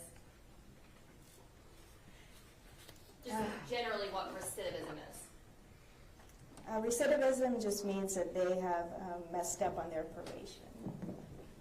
Messed up, committed another Committed a offense. new offense, had violations. Now, how many, if we've got 974 probationers in this court, I'm just, throwing out that number, 1,000 folks, how many different probation officers or field officers do y'all have to supervise those 900 folks?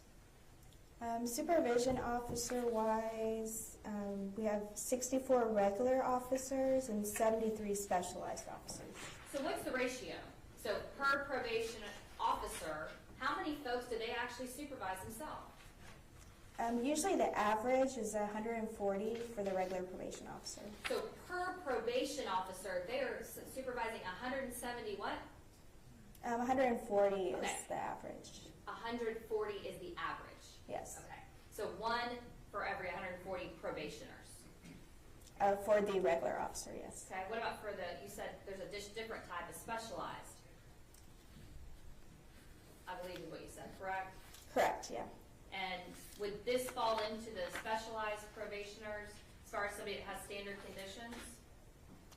The standard conditions would fall under the regular officer. All right, so let's go from the 1 to 140 probationers.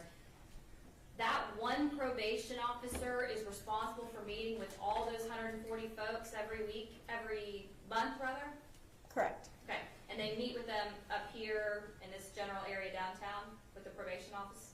No, they meet with them in the field service unit. Okay, somewhere in Fort Worth? Fort Worth, Arlington, Wherever they live? wherever they live, we have different offices that accommodate their zip codes. But that one probation officer is responsible for meeting face-to-face with that person every month, right? That's correct. Okay. And so on average, they're not able to spend that much time if they got 140 folks they got to meet with in a 30 or 31 day month period, right? That's correct. It's just not possible. It's not y'all's fault, but it's just not possible, right? That's correct. Would you agree with me that you guys are inundated and overworked? I wouldn't say we're overworked, but I do feel like we do the best we can with what we have. Absolutely. Y'all busy? We are busy, yes. Quite a bit. All right. Overall, there's really no way, as much as you might try and want, there's really no way to guarantee that this defendant will not go out and reoffend. Is that true? That's true. And the only place that you can guarantee that that does not happen is if he is behind bars, correct? That's correct. I'm going to pass the witness, Your Honor. Pretty direct. For the last 7 years and 50 weeks, Sharon Wilson has put people with violent felonies on probation, correct? That's correct. She has to sign it. One of her prosecutors, like these two court chiefs right here, have to agree to put people on probation, correct? That's correct. They agree and they trust that the district judges that Tarrant County has elected can supervise a probationer on probation, yes? Yes. And if there's a third recidivism rate, that means Sharon Wilson got it wrong a third of the time of her prosecutors placing them on probation, right? Somebody had to sign from the state to get a plea deal done, yes? Yes. You have to judge the individual, and it's not just self-reporting. Upon a plea deal or upon a conviction that's placed on probation, there is an electronic system here called TextShare. You aware of that system? Yes. And I think the jury's heard a little bit about the discovery issues. So if there's 307 files in TextShare assigned to this case, the state opens up the 307 files to probation through you, and you have a system, probation now, a new statewide system, to consume all that data so you can verify what any probationer's telling you, correct? That's correct. So you have a meter, whether somebody's telling you the truth based on the facts as you know it from what the official report is from the police department, correct? Correct. Thank you. Pass the witness. Ms. Diener, Nothing further, Your Honor. may Ms. Livingston be excused subject to any potential recall? No objection from the state. Yes, Your Honor. Thank you, Christina. Thank you.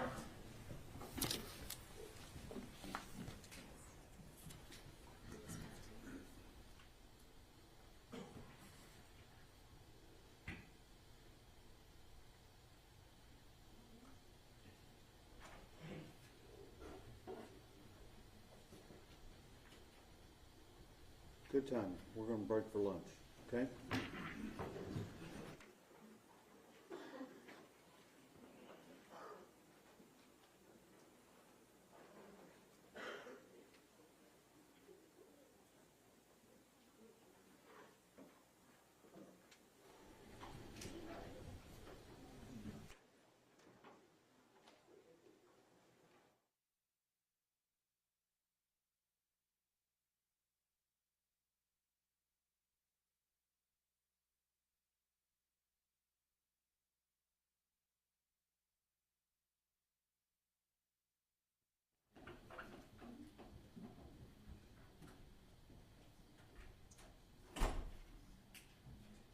We'll resume at 1:45, everybody, 1:45.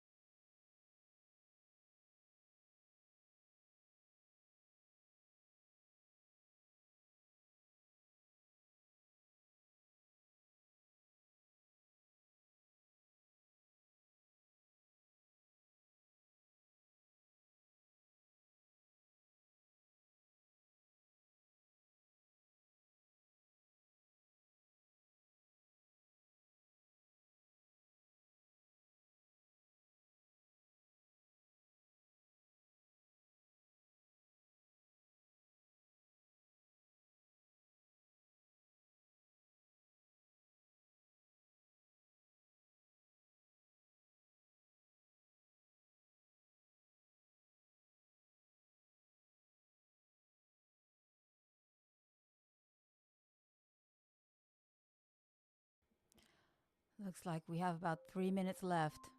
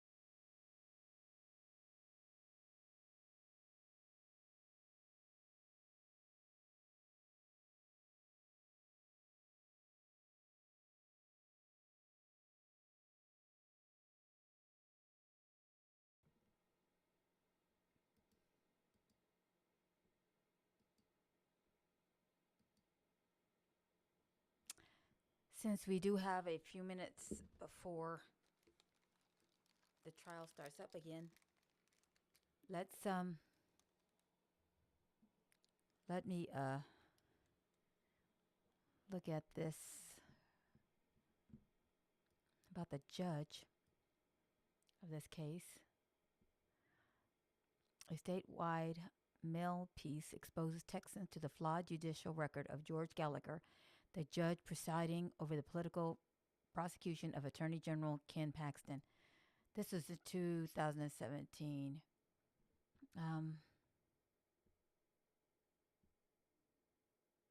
Let's see.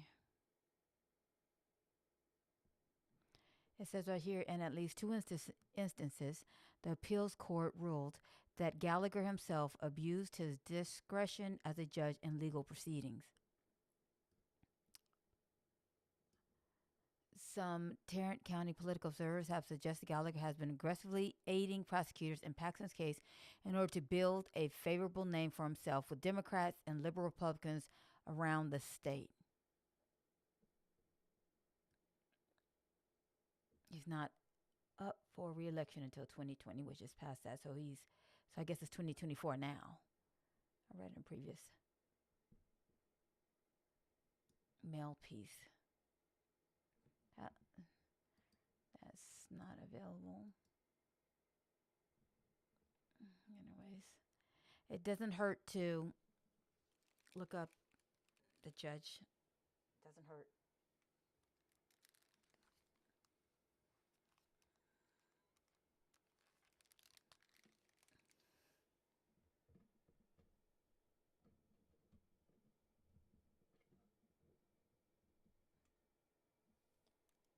Testing, testing. I'm not hearing. Okay, there I go. I hear myself now. I hear myself very good. Okay, today is a test. Oh, it looks like we're about to start up. Oh, maybe not. We still got a few more minutes. So what else we have here? The judge in here is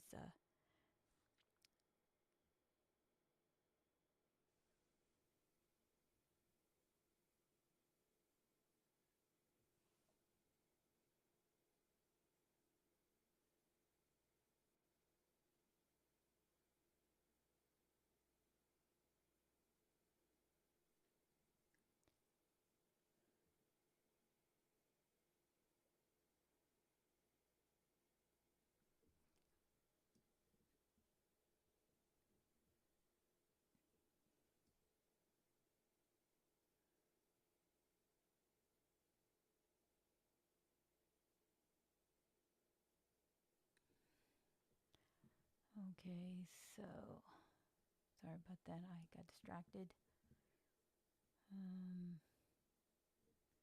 Just looking up a bit about the judge in the Aaron Dean case. Let me do.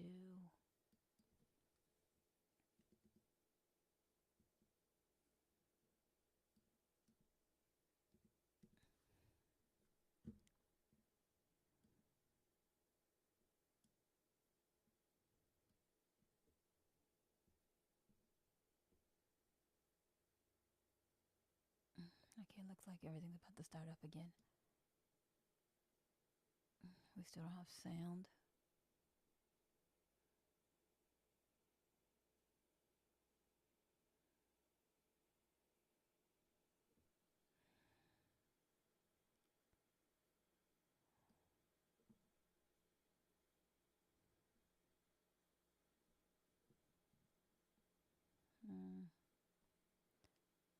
I don't see much about this judge except for that one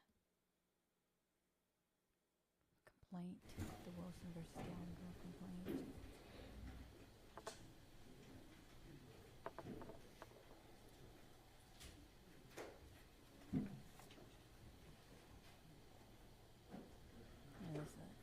This is a Wilson case.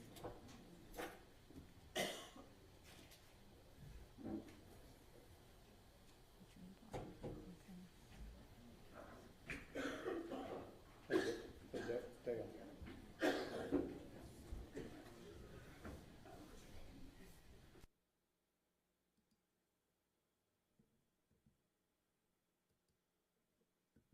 don't know if I just. Oh, it's right there.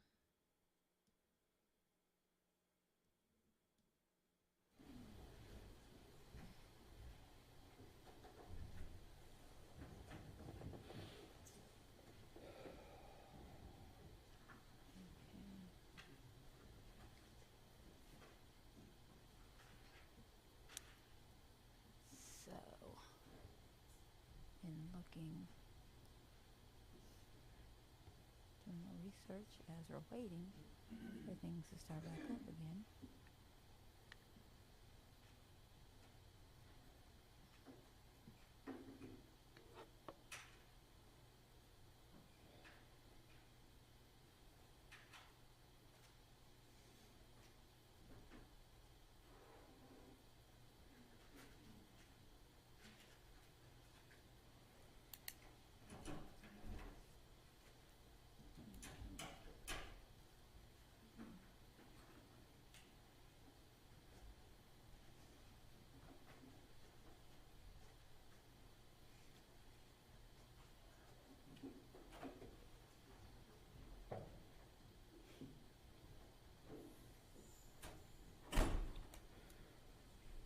Both sides ready for the jury?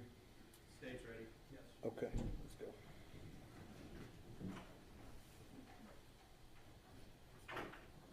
And we're about to start up. Thank you. Yes, sir. Move that.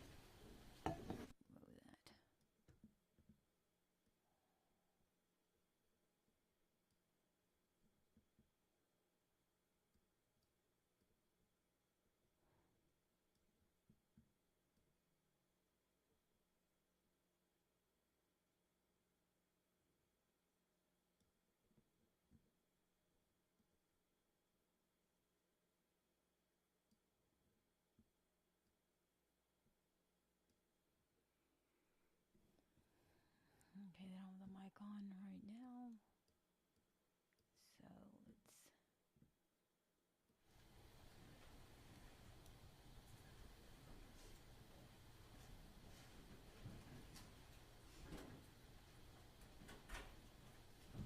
Everyone may be seated. Good afternoon. We are ready to proceed. Mr. Gale. We call Gail Armstrong. Gail Armstrong. Gail Armstrong. She's outside.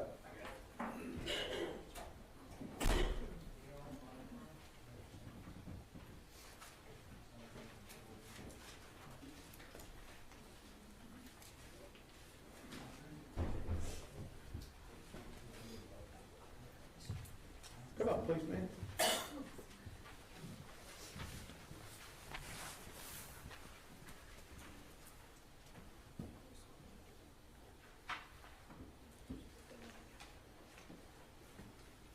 You would raise your right hand for me. Do you solemnly swear or affirm testimony given this cause to be the truth, whole truth, and nothing but the truth, so help you God? Okay, have a seat right here. There's a rule of procedure in effect, says you cannot be in court unless you're testifying, and once you have testified, do not discuss your testimony with anybody else except the lawyers, okay? Yes, sir. Mr. Gill. Thank you, Your Honor. Will you tell the jury your name, please? My name is Gail Armstrong. Ms. Armstrong, how are you occupied or employed? I am semi-retired, which never happens, but I have worked with my husband in self-employment, homeschooled 4 children, and have stayed very busy. You help your husband with his business? Yes. And what kind of business are you all in? He tunes and repairs pianos. We are also in full-time ministry, and he also sings concerts at retirement homes and places like that. Have you lived a long time in the Tarrant County area? I was born here, raised here, and am still here. Lifelong resident? Correct. All right. So do you know the individual seated 2 seats to my right over here? I do. Who is he? That is Aaron Dean. How do you know Aaron? I met Aaron when he was 12 years old. Their family began to attend a church that we were in. We also home educated as well as his family, and we had started a choir, Metroplex wide, for those kiddos. And so Aaron became a member of that when he was 13, which would have been, so I guess I've known him about 26 years. And I guess you know his entire family? I do. And you met them through the homeschool network? Yes. And has there been a period of time when y'all have gone to church together? Yes, we actually helped start a church with his family and then continued on for another 12 or so years in the same church. And where was that church located? We started a church in Mansfield Family Church, and then from there we attended Fair Park Baptist Church in Crowley. And my husband was minister of music and youth at the last church I mentioned. And was Aaron a member at that church also? Yes. Okay, so was he, did he have anything to do with the youth ministry that your husband ran? Well, yes, he was a member of the choir. Now, the homeschool choir met weekly, but we did concerts on Sundays, so a couple of times a week with that. Over the course of the 19 years that we had that choir, Aaron was probably there most of that time until he graduated from college, because we went from high school choir to college and career all the way down to younger ones. So there was the homeschool choir, that's one group? correct. And then the church choir is actually a different group? Well, the church itself, yes, Okay. Through different ministries, there was things that at church that were separate from that choir. The choir we had took tours on a yearly basis all over the country, and so we heavily depended on young men like Aaron to load the suitcases and open the doors. So what kind of things would Aaron do to help with that choir ministry? He was quite knowledgeable with the sound equipment. And then, like I said, there was always setup, chairs and things to move at the church that would not normally be there, or the places that we would rehearse. And then, like I said, when we would go anywhere, we had to carry equipment. Aaron was always there to help set up and load whatever we needed.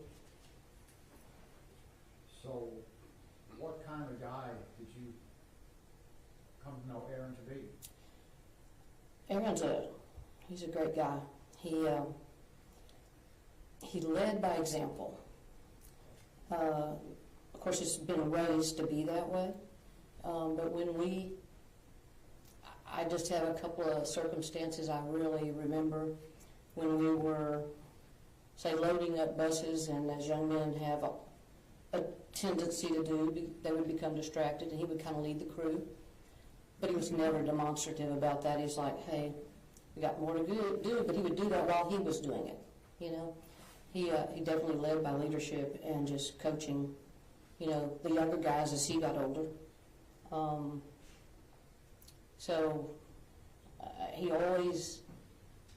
He always did what we asked him to do, and if we needed something done, he would ask if he could help with that. He's very skilled musically, and so there were times when my husband couldn't do a rehearsal. Aaron would step in. He'd ask what he could do and what he should do, and did exactly what, my husband's name is Craig, so exactly what Craig asked him to do. And you know what, I was talking to somebody the other day, and I said, Action, Your Honor, non-responsive. Sustained. Do you have another example that you'd like to share with the group? yes, as we were, had the church, the young people would go and play outside quite a bit, and it was rollerblading time. And one thing I always admired about Aaron was that, now we have 4 daughters, 3 are biological and 1 is a mixed race that we adopted. So he was always the gentleman that even though there was a goal line for the race, if someone fell, he would stop and pick them up. So Aaron was always had other people in consideration for what he was doing. You told me about a time when you all needed some fence repair, and Aaron assisted with that? Yes, just recently we made a move to relocate from my East Fort Worth home where I actually grew up in, and my husband's health issues didn't allow him to set T-posts. I was like, oh, who am I? I was going to do it and I needed help. So I tagged Aaron, and I thought, can you help me put this fence up? Of course, he actually put the fence up and I kind of helped him, which I will never do again. Fencing is not my deal now. But Aaron worked relentlessly to do that for us, and he had other things he had to stop work for, and he would go do that, and he would be there either early in the morning or stay late at night to get the job done. And straight. He's pretty accurate. So he finishes the jobs he starts? Yes. I mean, whether that was my fence or whether it was working in the music programs that we had, there was never a time that we couldn't count on Aaron finishing or doing what he said he would do. Never. So you said earlier that he's respectful of other people? Always. We've worked with probably, between our church work and the choir, well over 1,000 young people. And I never observed a roll of the eyes from Aaron. He's always been respectful and even to other people, courteous. He's the door opener. Is he a rule follower? Yes, very much so. That comes with partly with completing his jobs too, but I don't recall ever him challenging me, which I know that, I mean, most of y'all would know when a husband's doing a job, there's a wife somewhere. And I dealt a lot with these young people, and never had an opportunity to ask him to complete something that he had started. And when we take young people on choir tours from Washington, D.C. to New York, and we have teenagers, one time 150, you get a lot of opportunities for young people to challenge the rules. But Aaron was always on top of what he needed to be doing. Did the 150 teenagers include both boys and girls? Yes, and amazingly so. It's not like we had a real low amount of boys. We had a pretty equal amount of boys and girls, young women, 13 to 18 on most of our tours.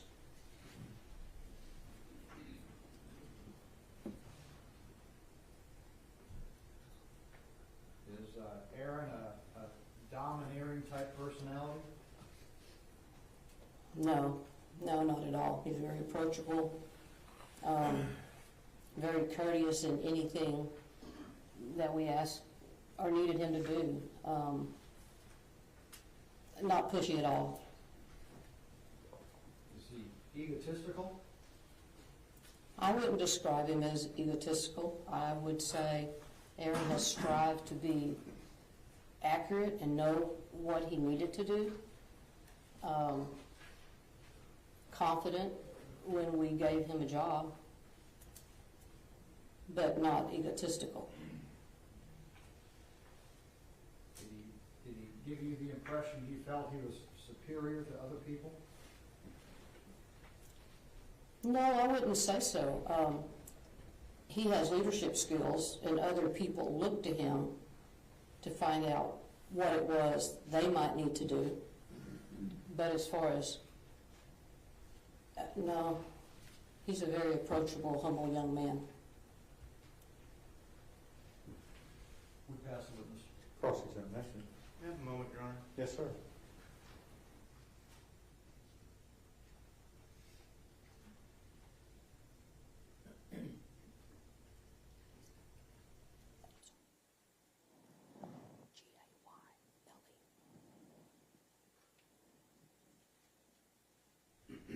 So, ma'am, you knew the defendant from church.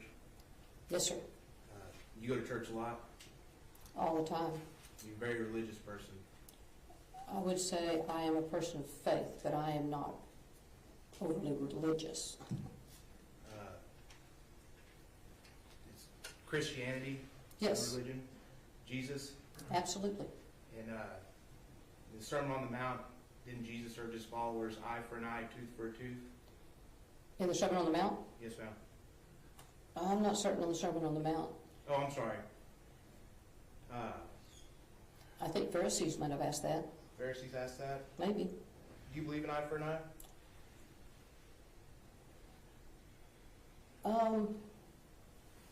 I think personal perspective and understanding is that we serve a God of love and mercy and forgiveness.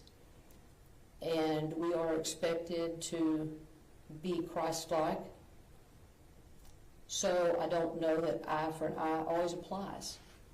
Is it Christ-like to touch a woman who does not want to be touched? No. Is it Christ-like to take the life of another person? I think the Bible defers several things. There is unjustly, and then there is a time that, as in the scripture it talks about, there's a time to kill, time to, there are situations that God allows us to exert discernment in. You don't agree with this jury's verdict, do you? I don't know that I don't agree. I know that a tragic thing happened and a young woman lost her life. Do you think the defendant should be held accountable for that woman losing her life?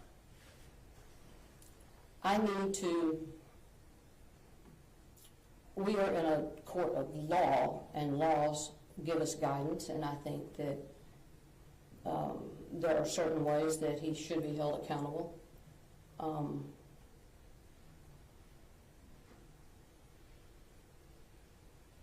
you want me to continue? I can't Sure, tell. yes. Please. Okay. So, given the law, as Christians, since you deferred to that, we are to submit to the authorities of the law, and there are things that we must go by. And so if this jury found him guilty, then this jury should punish him. Isn't that correct?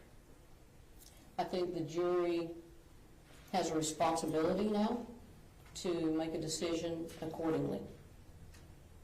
But it's their decision to punish him, isn't it? It is. Okay. No further questions, Your Honor. Read the record. Nothing further, Judge. And Ms. Armstrong be excused subject to any potential recall. No objection from the state. Thank you, ma'am.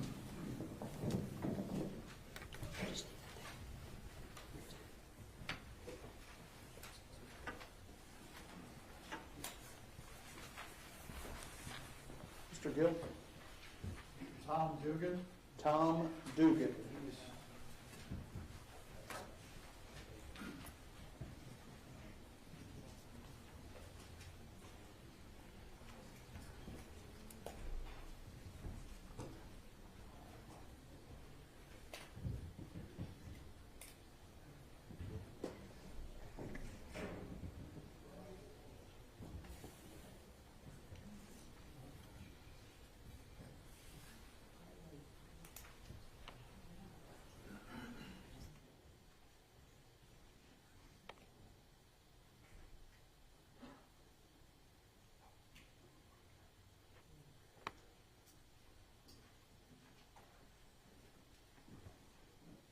Come up, please, sir.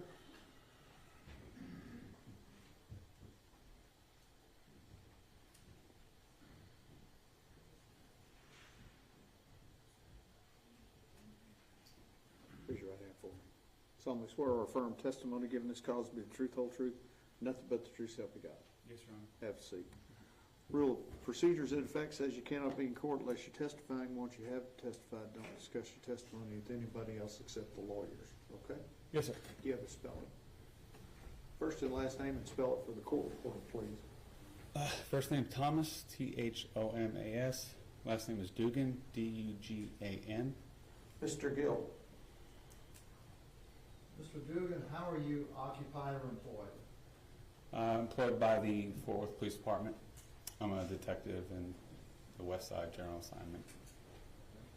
So you're a Fort Worth Police Department officer.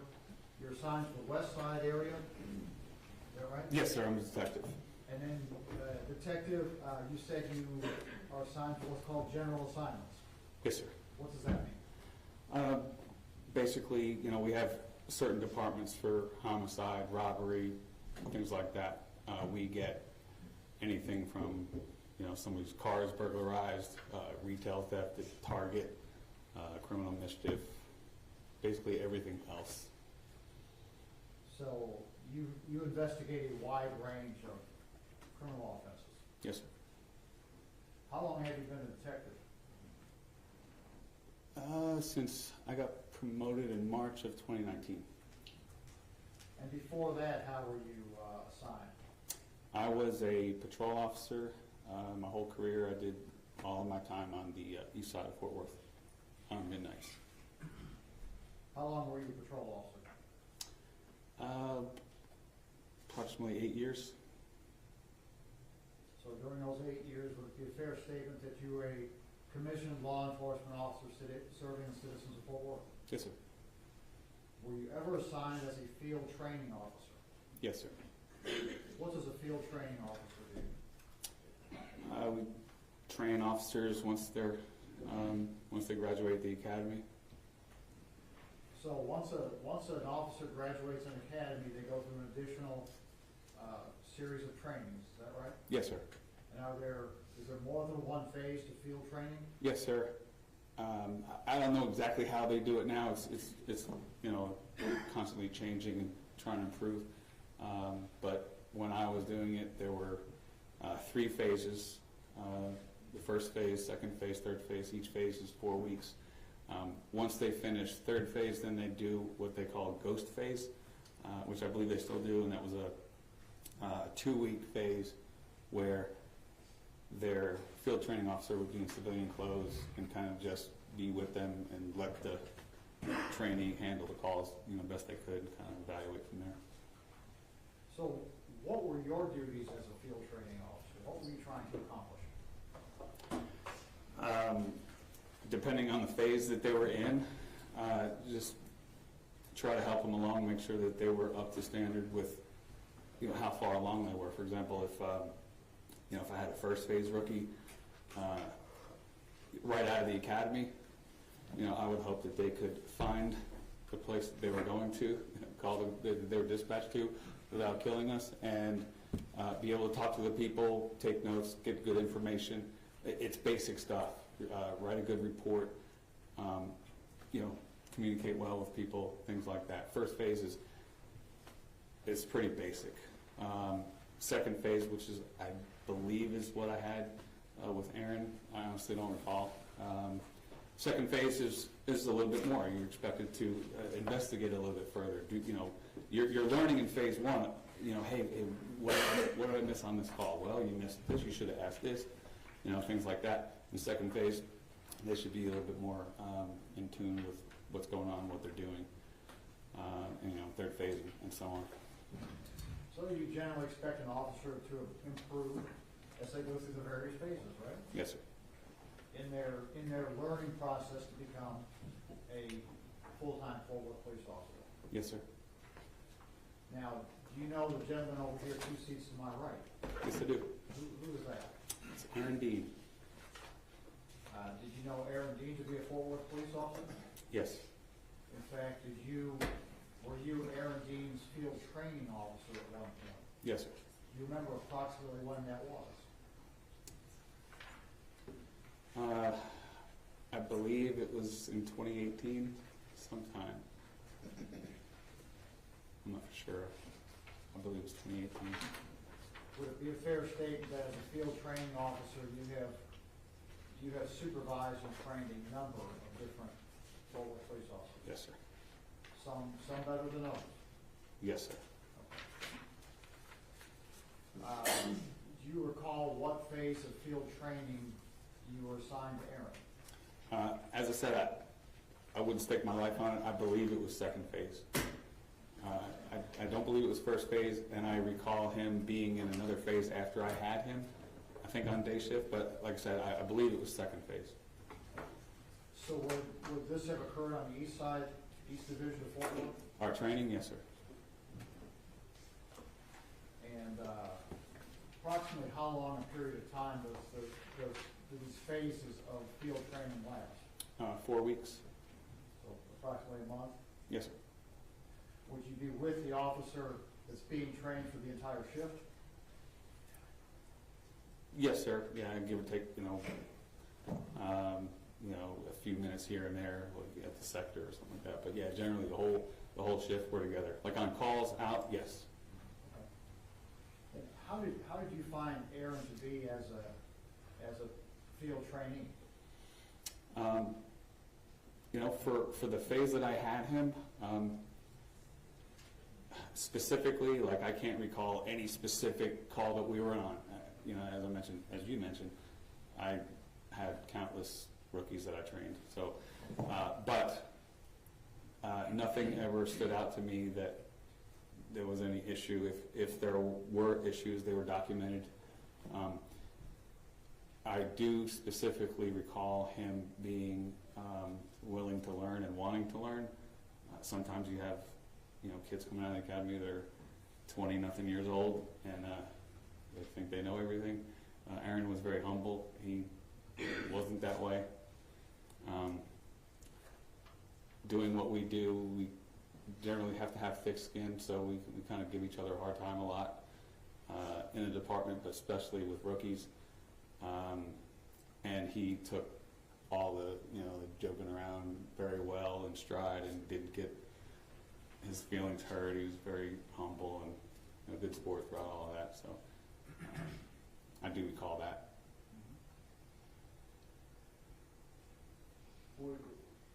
Would it be a fair statement that you don't remember exactly all these calls that you went on with him, but certainly there were some you certainly had to counsel him and correct him on some of his methods, is that right? I'm sure. Yeah, absolutely. I don't recall specifically, but with what we do, you can't know everything. You can graduate the academy. I remember when I graduated the academy and my first shift out after field training, honestly, I thought, I have a gun and a car, like a police car. People are going to call me to their house, expect me to know what to do. Like, it's very overwhelming.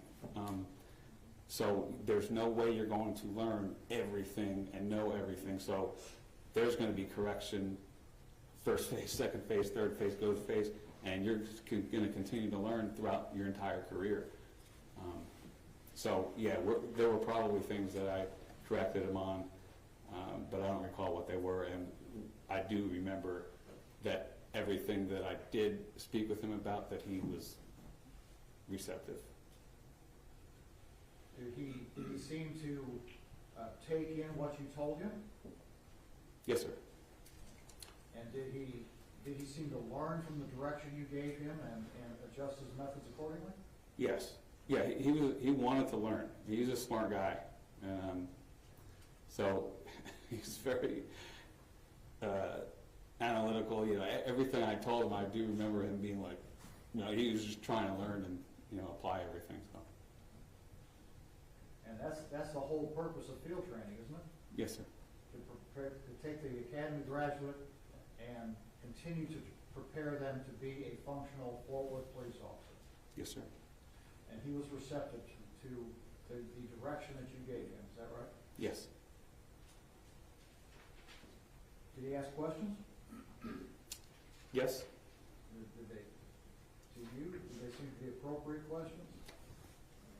I don't recall. I mean, I know he asked questions because all rookies ask questions. But as I said, I perceived him to be very, you know, into the nuts and bolts of things, so to speak. He would want to know why we do this, or not just, okay, this is the way we do it, well, why do we do it this way, kind of thing. Did you, from dealing with him, did you come to learn that he had previously worked as an engineer? I did know that. Okay. Did that seem to fit the way he approached the job? Yes.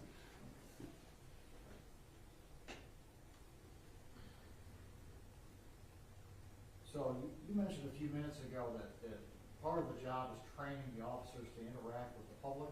Yes, sir. Is interaction with the public a big part of being a police officer? Yes, sir. Probably the biggest. And that's what we do. And how did Aaron do with his interactions with the public? He did well. You know, if there's anything that he could have been better at, it was that. Not that he did a bad job.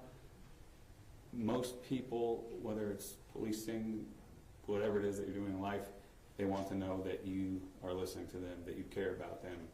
And so everyone's built different. You know, not everybody's a people person. I didn't perceive Aaron to be a people person. You know, maybe I perceived him to be a little nervous. I didn't know what it was, but I know that was probably one of the areas that he struggled with is, you know, interacting with people. It was just the way, I believe it was just the way he's made. The engineer in there? Yes. Was he compassionate towards the needs of others? Absolutely. And at the end of the 30-day phase, are you called upon as a field training officer to either pass the person on to the next phase or make other recommendations? Yes, sir. Throughout the process, there's, I want to say there were weekly meetings with the supervisors. You know, hey, how are things this week? And we'll have a little meeting. They'll sign off. It's a weekly basis, and then at the end, you know, I would recommend either they could repeat the phase, you know, the entire phase, make recommendations from there, or, you know, recommend that they go on to the next phase. And over the course of your duties as a field training officer, were there trainees that you recommended repeat the phase that you were training them on? Yes. What did you do with Aaron? I recommended he go on to the next phase. Did he do so? Yes, sir. Have you and Aaron kept in touch since you were his field training officer? Yes, sir. In fact, have you kept in touch with him after the event that we're here about today? Yes, sir. Did you talk to him soon after? What was his demeanor at that time?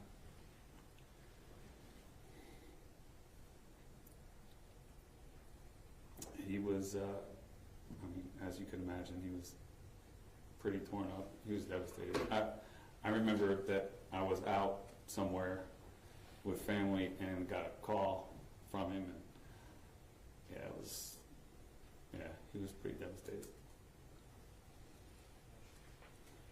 Pass the witness. Cross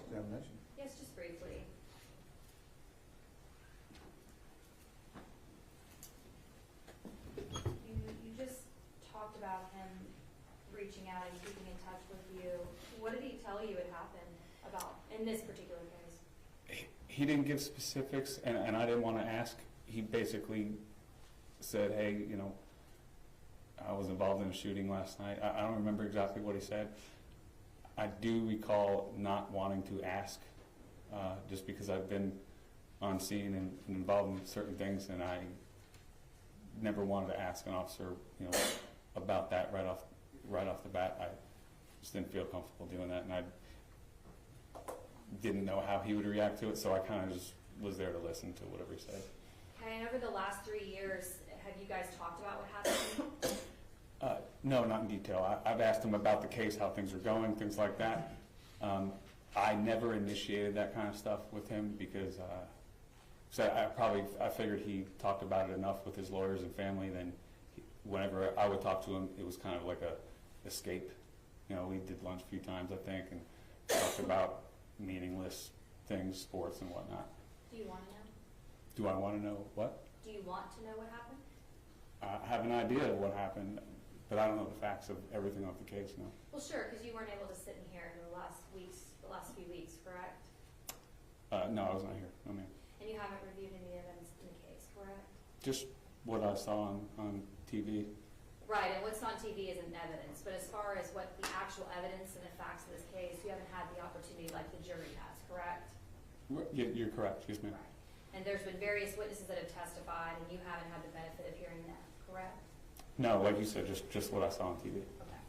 And when you talked about the training, so overall, you have supervised him and watched him as a police officer for a total of about 4 weeks, is that right? Yes, ma'am. Okay. And then after that, he went on to be on the street as a patrol officer for another 18 months or so before this happened? Yes, ma'am. After the next phases of training, then he was cut loose to be, yes, an officer on the street. Never observed his conduct, interactions with folks after your 4 weeks with him, right? I believe that to be correct, yes, ma'am. And you said he's not a people person, that's just the way that he's made, right?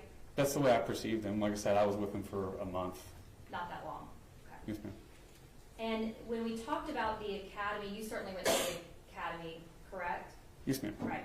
And in the academy, there are different training scenarios that you go through in order to determine, just try to teach people what to do and what not to do, right? Yes. And a lot of times those training scenarios that are in the academy are based off real life cases. And Yes, you know ma'am. that, right? Yes. And to be fair, typically it's when things went really bad or wrong, right? In the academy, most of the scenarios are set up that way, yes. Sure. Something happened and it went south, and how do we avoid that from happening again, right? Yes, ma'am. Because in a controlled environment, that's the opportunity that we have. We're outside of the streets. We have all these field training officers, all these training supervisors. Let's do it the right way so that this thing never happens again, correct? Yes, that's the goal. That's the goal, right? Is to avoid anybody getting harmed, and that's both officers and the public, correct? Yes, ma'am. Absolutely. And are you aware that this particular scenario that occurred on October the 12th of 2019 is now utilized in the Fort Worth Police Department Academy to train against this not ever happening again? I was not aware of that, no. I'm going to pass the way to Sharon. Redirect. In the academy during training, what are you taught to do if someone points a firearm at you? Well, I perceive that to be a deadly threat. And how do you react to a deadly threat? To eliminate the threat. Pass the witness. Ms. Diener, Nothing further, Your Honor. may Detective Dugan be excused subject to any potential recall? No objection from the state. You may. Thank you, sir. Thank you, sir.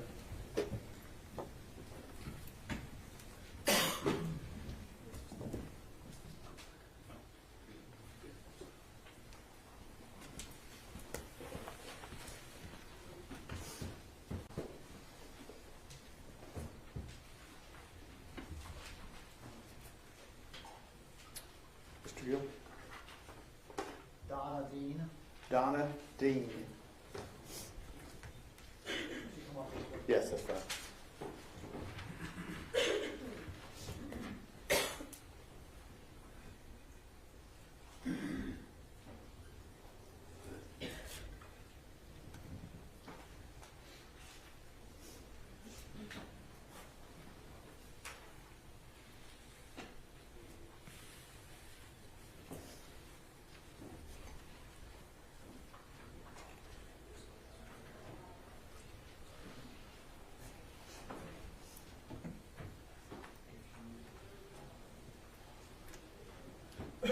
you raise your right hand? You solemnly swear or affirm testimony given this cause to be the truth, whole truth, and nothing but the truth, self you got.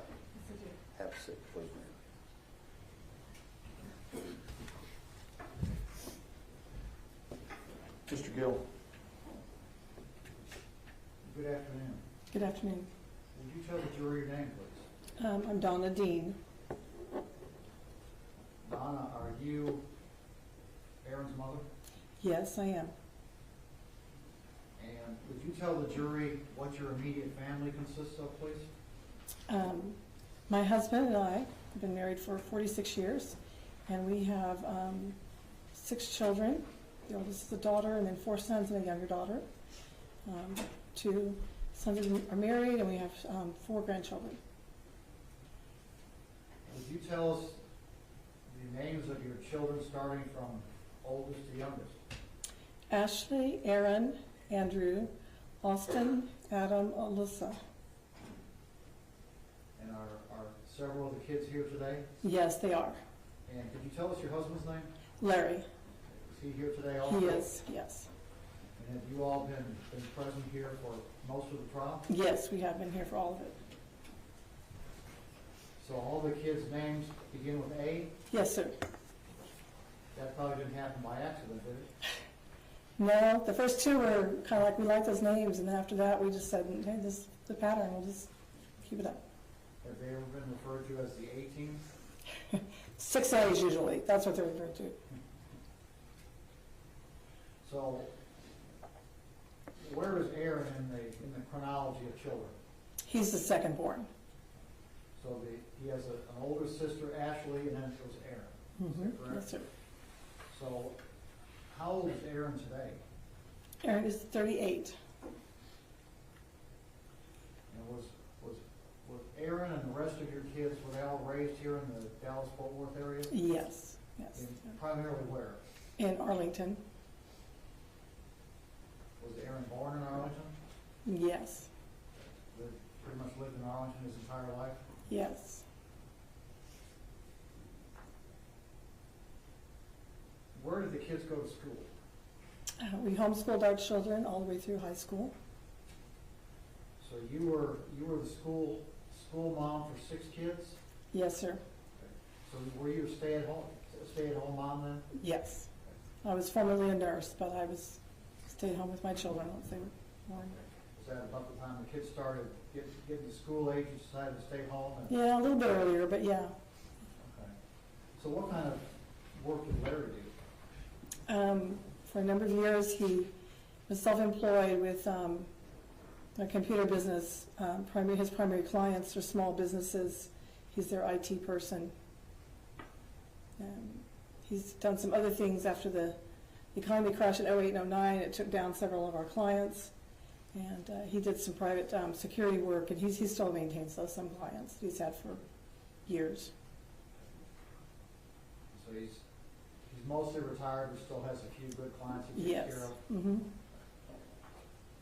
So what did the homeschooling consist of? With homeschooling here in Texas, the parents are responsible for everything from curriculum selection, planning, how to implement the curriculum, daily scheduling, evaluating students, and bringing them to completion, or if somebody wants to enter their children into a classroom. So at some point, Aaron earned a high school degree? He did. And after high school, what did he decide to do? He entered University of Texas at Arlington as an honors student in the engineering program.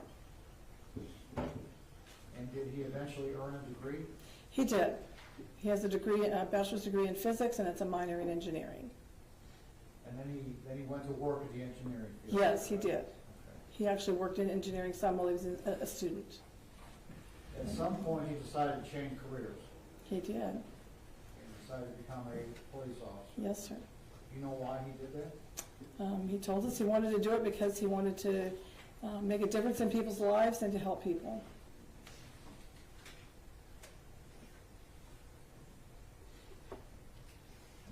So how did the kids treat each other growing up? Really, they all got along pretty well. There's some normal sibling rivalry, but there was a lot of love and compassion. And Aaron liked to dote on the younger sister, who's 10 years younger. When she was about 2 or so, he liked to put her down for her afternoon nap, and he'd go, see, if I put her down, I'd let her pick 1 or 2 of her stuffed animals or something, but Aaron would let her pick a whole selection of them and bring them to bed. So what's that younger sister's name? Alyssa. And she's here with us? Yes, she is. Right? So, what kind of guy is Aaron? He's smart. 1 or 2 of her stuffed animals. He's hard worker, but Aaron would let her pick a whole selection. He definitely wants to help people, and he's very faithful in carrying out his responsibilities. Alyssa. And she's here with us? Yes, she is. She's very industrious, often. And has a lot of ingenuity. What kind of guy is Aaron? He's smart. He's a hard worker. He definitely wants to help people, and he's very faithful in carrying out his responsibilities. Follow rules? Yes, sir. He's very industrious. Often was a good rule follower, and has a lot of ingenuity. Yes, I mean, it's, children have to be corrected, but Aaron didn't break rules or anything as a young person or a teenager. How does he follow rules, deal with other people? Yes, sir. He was a good rule follower. He enjoys talking to people. Yes, I mean, it's, children have to be corrected, but Aaron didn't break rules or anything. So oftentimes he or a teenager has conversations with people from all walks of life. Her testimony about he's a musician, he loves history, he's well-read on a variety of topics, including many literature. He enjoys talking to people, classic literature. So he has a lot of wide topics and enjoys that. Talking with people. Oftentimes he has conversations with people from all walks of life. Her testimony about he's a musician, he loves history. Over the years, he's well-read on a variety of topics. He was young, many literature, high school or college topics, maybe in college. Classic literature. Several times he would converse on many topics and enjoys that. Friends when they were gone, different friends, very friends. And projects with people, helping. He had some interesting experiences. He grew up, we had a cat.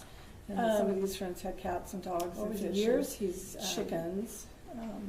And he did yard work typically. High school, college, I think maybe in college. One friend was a widow lady, and needed a lot of help around her place. She had a place with friends when they were gone, different very large yard, and needed some work, and Aaron would often go over. He had some interesting experiences. He grew up, we had a cat. Do the yard work or make repairs. Some of these friends had cats and dogs and fish and chickens. When he was growing up, did he have any and he did yard work typically. One friend was a widow lady and needed a lot of help around her place to build, not acreage, but a very large yard, and it needed construction toys, kids play with, Legos, do the yard work or make repairs. A lot of kids like to build their Lego model, as it pictures, and then they set it on a shelf. And that's great. They've got a great display. Yes. Aaron's idea was you'd build it, and he looks at it and say, I wonder what to build if it was any kind of, and then he always, construction toys, kids play with airplanes, aircraft. They did a lot of Legos and Connects. One day, as he was getting into, a lot of kids like to build their, I guess about in ninth grade, when pictures, and they set it on a shelf. Ninth grade, and that's great. They've got a great display. Aaron's idea was you build it, and say, I wonder what happened. A lot of paper out there. And he was out there measuring, he always, and he said, I just figured out how to make the angles on aircraft. Correct. And now I know how to make the planes. He was getting into, probably, I'm going to guess about the ninth grade when he did geometry. He did. And the first thing I remember he did was he was probably about 12. I'm not really certain. Paper out there. It's just very simple and measuring and everything. Almost like sticks. I just figured out how to make the angles on the airplane. Cut on some and notched them, and then put them together to form a cross. And on it he wrote, Jesus loves you. And he gave it to me. He still has it on my dresser at home. The first thing I remember he did was, he was probably about 12, I'm not really certain. It's just very simple. He took 2 almost like sticks of wood, but kind of cut on some and notched them, and then put them together to form a cross. When he was in college, he wrote, Jesus loves you. and he gave it to me because he was going, he lived at home, but he was obviously on the campus most of the time, most of the days. And a lot of times he would eat at fast food places or whatever, and Things he did for other folks while he was in high school. on several occasions, he encountered people who were in need or were homeless. When he was in college, he would help them. The first incident that I remember, he I think it was in his freshman year of college, and they started school in August on the campus here most of the time. And he was at a fast food place up in, and a lot of times he would eat at fast food places or whatever. And Can I take this with on board, Ira? Yes. on several occasions, Ma'am, how do you know about what happened encountered at people who UTA? were in need or Did were the defendant homeless. tell you? He told me, and he would help them. I'm The gonna first object, Your Honor, incident to that I your remember, he Sustained. was, I think it was in his freshman year of college, and they start school in August, where it's very hot here. And he was at a fast food place up in, by UTA. There was one homeless man in particular that he helped, and I know he helped him because Yes. Ma'am, how do you know about he what gave the happened man at our home UTA? phone number. Back Did then, the people defendant didn't tell have, you? he told me, use their cell phones I'm gonna except for object, Your Honor, to your emergencies. say. And one day I got a phone call, and it was from the city jail, and wanted to know if I would take a call from, I don't remember what his name was now. It's been, besides the friends that I told you about, it was the same person, the homeless man in particular that he helped, and this man, because was going to be released, and he needed some help. He gave the man our home phone number. Back then, people didn't have contact with him often except for emergencies, and ended up suggesting that Aaron did. I got a phone call, and it was from the city jail, and wanted to know if I would take a call from, I don't remember what his name was now. It's been 20 years ago. But, yes, and one time too, another time when I was present, our church had a game night on Friday evening, he needed some help. We had food and everything, and we cleaned up, and a car pulls up with and ended up man and woman and suggesting that Aaron put him in contact. And they said that they were needing food and money, and Aaron immediately began getting the food that we had just packed up, getting food out to help them and that kind of thing. Yes, and one time too, another time when I was present, our church had a game night on a Friday evening, and we had food and everything, and we cleaned up, and a car pulls up with a man and woman and I think 2 children, I don't remember. And they said that they were needing had to follow bond rules for the last 3 years. Began getting the food that we had just packed up, there's a fair amount of similarity and that kind of thing. I noticed that one of the conditions is they have to have employment, and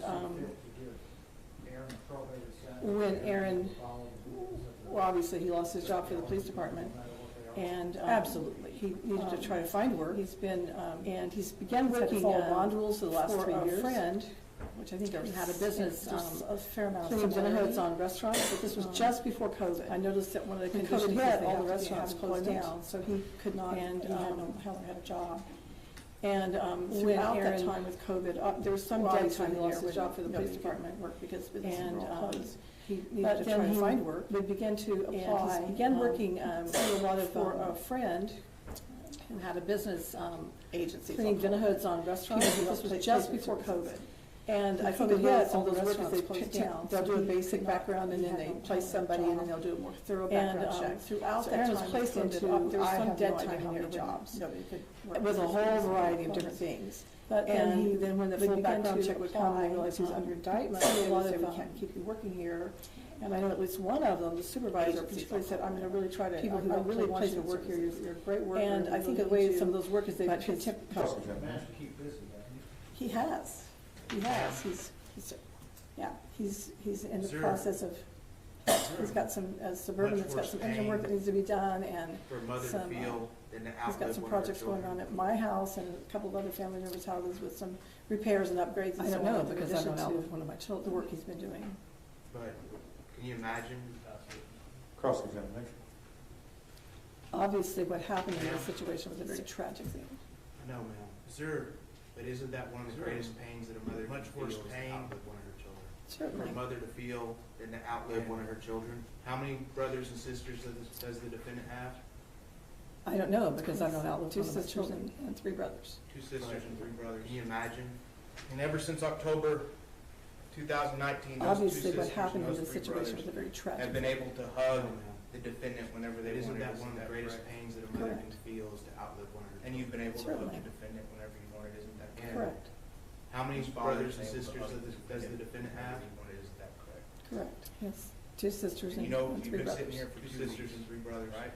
Yes, sir. And ever since October, 2019, those two sisters and those three brothers have been able to hug after October 12th whenever they wanted. Isn't that a very important person in their life that they'll never be able to talk to? And you've been able to hug the defendant whenever you wanted, isn't that correct? Correct. His father's been able to hug the defendant whenever he wanted, isn't that correct? Correct. And you know, you've been sitting here for 2 weeks. You were here right? yesterday in the Yes, courthouse, sir. is that right? Yes, sir. And you know that And you were there's here when the jury reached its a verdict? lot of people Yes, here sir. who, And then we reached after out- October 12th, 2019, had a very important person in their life that they'll never be able to talk Walked to to the again. courthouse, Correct. to a car that was parked somewhere downtown? I'm going to object, Your Honor, to this line of questioning that we approach. No, I'm gonna let him go. Ms. Dean? Yes, you were I was, here I yesterday was, in the my courthouse, husband went is to that pick right? up the car and Yes, he sir. picked me up. And you were here when the jury reached its courthouse? Yes, And then there were other members of the family present? yes, And then did you walk from the courthouse, incident that occurred out by somewhere downtown? I'm going to object, Your Honor, to this line of there were a lot questioning of that we people approach. yelling, No, I'm gonna let him go. Yelling at who? yelling at my family. Yes, I was, my husband went to pick up the car and picked me up. I'm going to object, Your Honor, to hearsay. Courthouse, Yes, were there other members of the family present yelling at you yes, through? no, And was there accusations that occurred Yes. out by the street? What were they? I'm going to object, Your Honor, again to there were hearsay. a lot of people yelling, Judge, we're not offering yelling at who? yelling at my family. Said. And I would object to relevance. Understand, What kind of objection things were they sustained. yelling at? I'm going to object, Your Honor, to hearsay. Sustained. Was it a tense situation?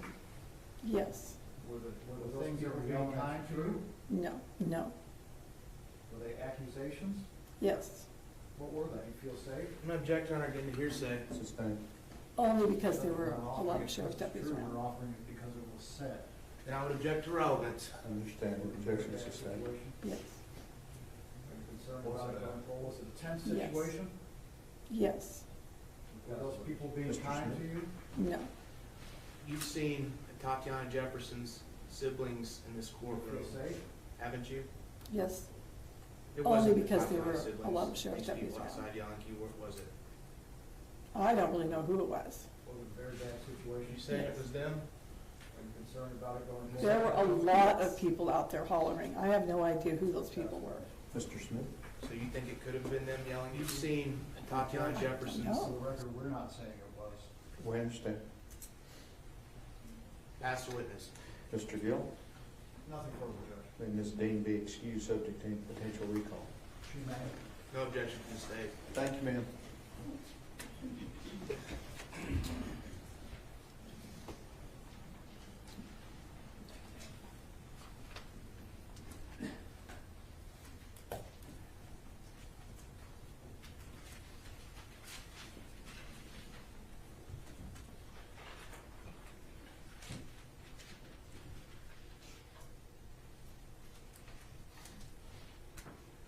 Mr. Brissette?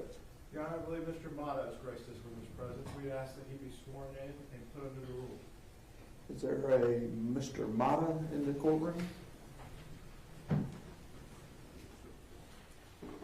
You'd stand right there at the rail for me, please, sir. Raise your right hand for me.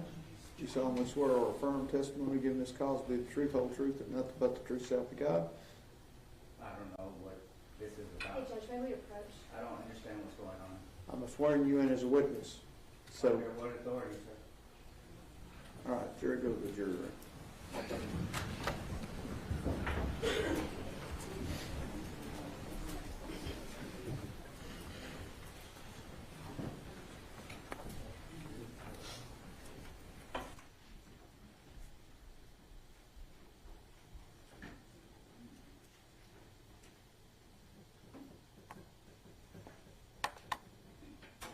Everyone may be seated. Mr. Mata?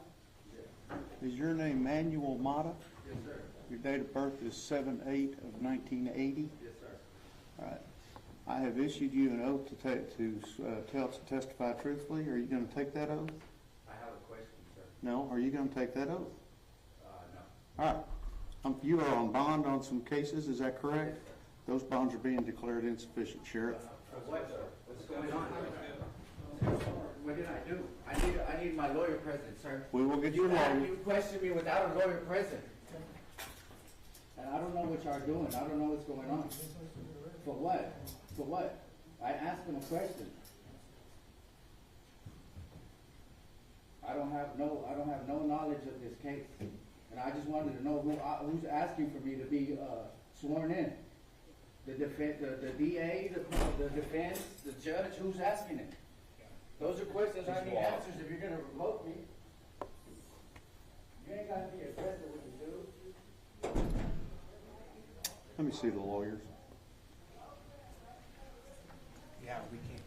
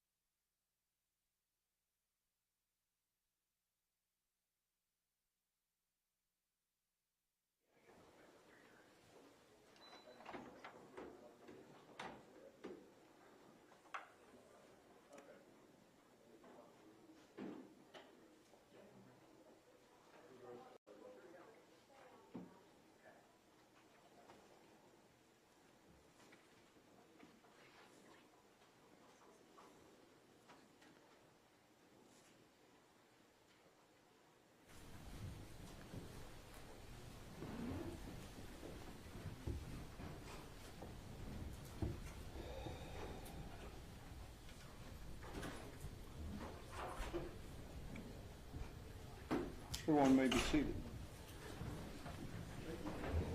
Mr. Gill, who do you have next? Adam Dean. Adam Dean.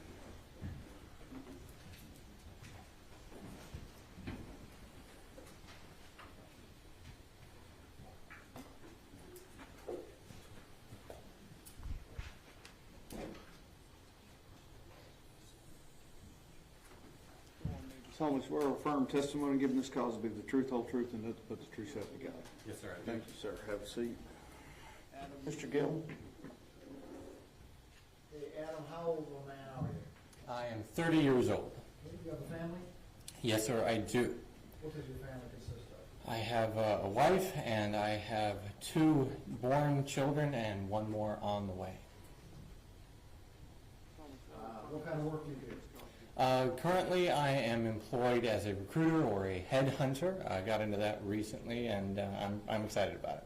Okay, so what does a recruiter or headhunter do? Basically, we are interested primarily in getting 2 parties to speak to each other. We go out and we find individuals we consider candidates, people with a marketable skill set, and we go and look for companies that would be interested in that background and skill set, and we are primarily interested in getting them to sit down and talk and see if it's a good match for both parties. Do you like that line of work? Yes, sir. I'm enjoying it very much. Are you related to Aaron over here to my right? Yes, sir, I am. He is my older brother. Okay. Approximately how many years apart are the 2 of you? There's about 8 between us. Okay. So you grew up in the same house? Yes, sir, that is correct. Despite the 8-year age difference, were you pretty close? Yes, sir, we were very close. Obviously, when I was younger, I don't remember some of the things. I do remember that he would help us with a variety of projects. I actually remember, as odd as it sounds, taking a bath with him at one point somewhere in my very early childhood. What kind of projects would he help you with? Well, as you've heard already, he was quite the engineer, quite the mechanic, and he constructed a number of Lego and Connects and other kinds of objects, and he enjoyed doing that, enjoyed being with his family doing that, and he would help me with, and my siblings with those kinds of things as well. Was he a fun brother to grow up with? He was. We had a number of adventures together, a number of enjoyable activities, as well as the occasional headbutting.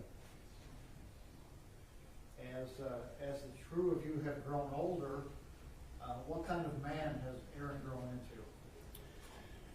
Well, Aaron has become a very mature man of integrity, a man who is interested in helping others, in caring for others, serving others.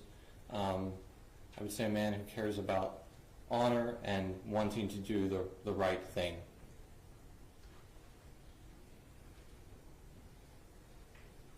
How would you describe his personality? He is very analytical, should come as no surprise to you. He has both a serious and a light, fun side. We make fun of him a little bit for being a little too self-serious occasionally, but he has plenty of humor. He can speak to people. He's very interested in a number of different areas. We've already heard some of those kinds of things. He enjoys learning about those things. He's self-taught in many of the areas you have heard described. You described that you have a couple of kids, a couple of born kids. Yes, sir. I have a 3-year-old daughter and a 1-year-old son. Do they know Aaron? Yes, they do, very well. Recently, I got into weightlifting, and again, as the engineer, I knew that Aaron was the one who I would call to help me build a weight rack in my bedroom. And during his time there, he began to interact with, especially at that time, my son had not been born yet, and he interacted with my daughter, and she is very particular about who she likes, who she lets hold her or talk to her. And just after a couple of weeks of being there and engaging in that, she began to ask when Uncle Aaron would come next, when the next time she could see him was.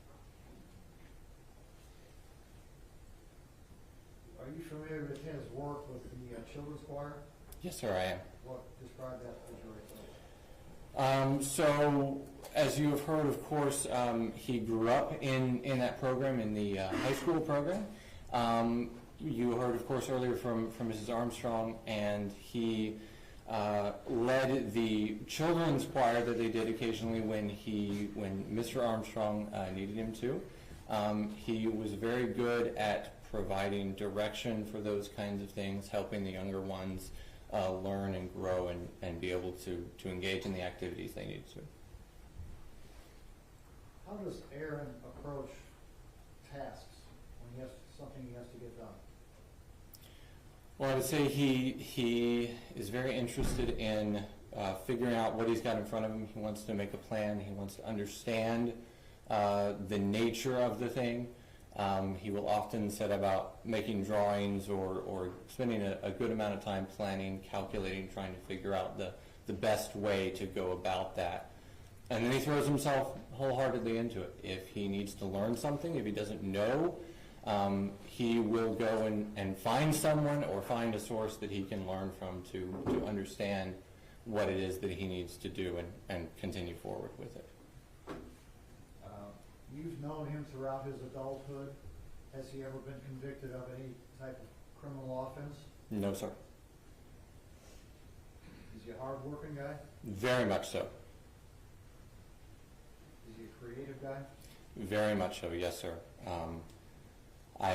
There are numerous occasions. In fact, this weightlifting rack that I've spoken of, we put our heads together to determine how we wanted to go about that, and we actually bought one off of Amazon and deconstructed it, modified it for its use in my bedroom with a less amount of space than you would traditionally use. Aaron was the one who took care of all of that, figured it all out.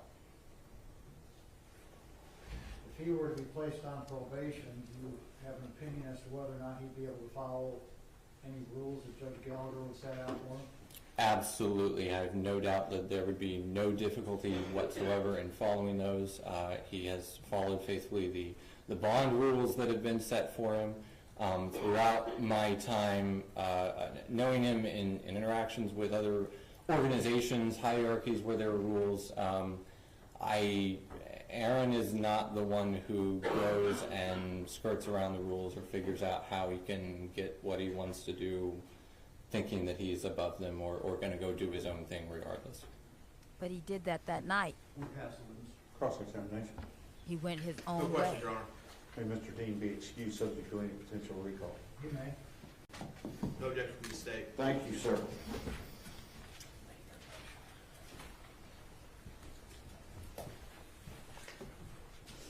Mr. Gill. Alyssa Dean. Alyssa Dean.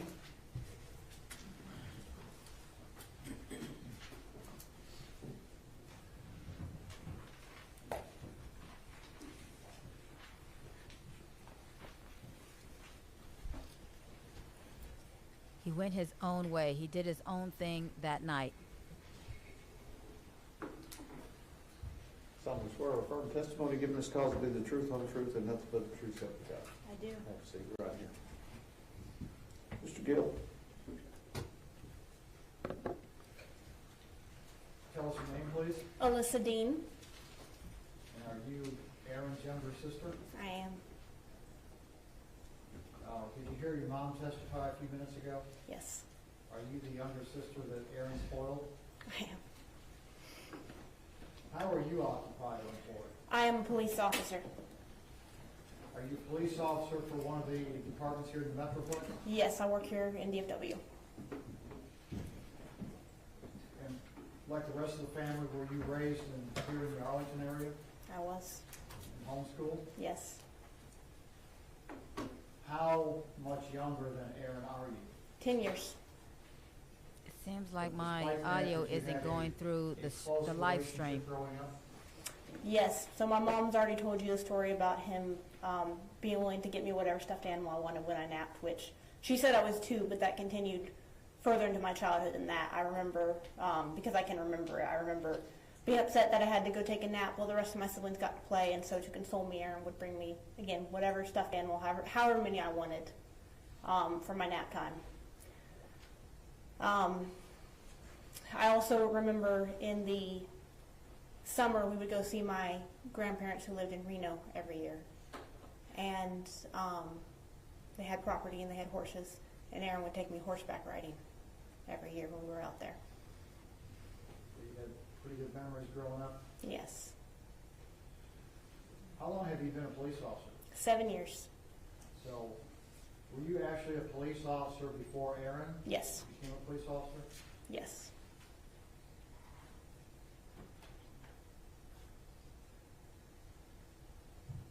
What kind of guy is Aaron? Hardworking, humble, caring. You've heard already from my family that he has a lot of projects, and he does. He Eye likes to have a lot of contact. different interests. Eye and likes to do a contact. lot I of don't see eye things. contact with that. He's Looking actually away been when in the you're process saying of helping me how remodel my humble he bathroom is. at my house. So which is something he took on himself to do, and has ripped it down to studs, and we're in the process of rebuilding it.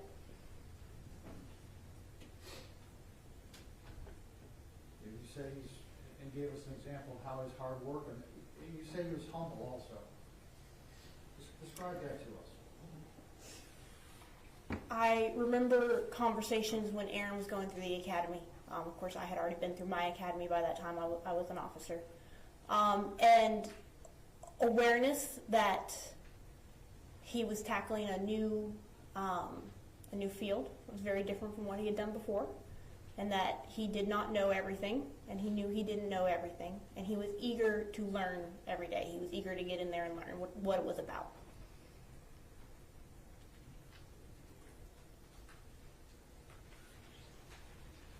Does Aaron have an ability to follow rules? Yes, Does he follow society's rules? absolutely. As a component of the criminal justice system, do you feel like he'd be able to follow the rules that Judge Gallagher gives to him? Absolutely. My family's already referred that he's, of course, followed his bond conditions for the last 3 years. But he would have no desire not to.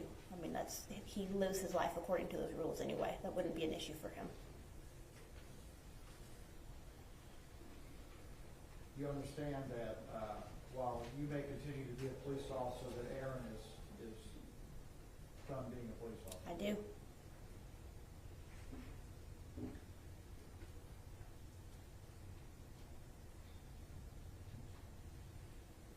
We'll pass the witness. Cross-examination.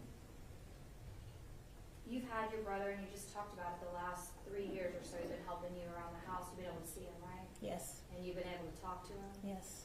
Hug him? Yes. In fact, you just touched him on the shoulder when you walked in. I You can did. still touch him with your hands. I can. And you know that's not something that this family over here to my left, the second row right here, do you know Darius Carr? You don't know him, right? But I saw him speak earlier. Sure, but you don't know him. I do not know. And you don't know Ashley. I do not. And you don't know Amber, who's in the hospital. No.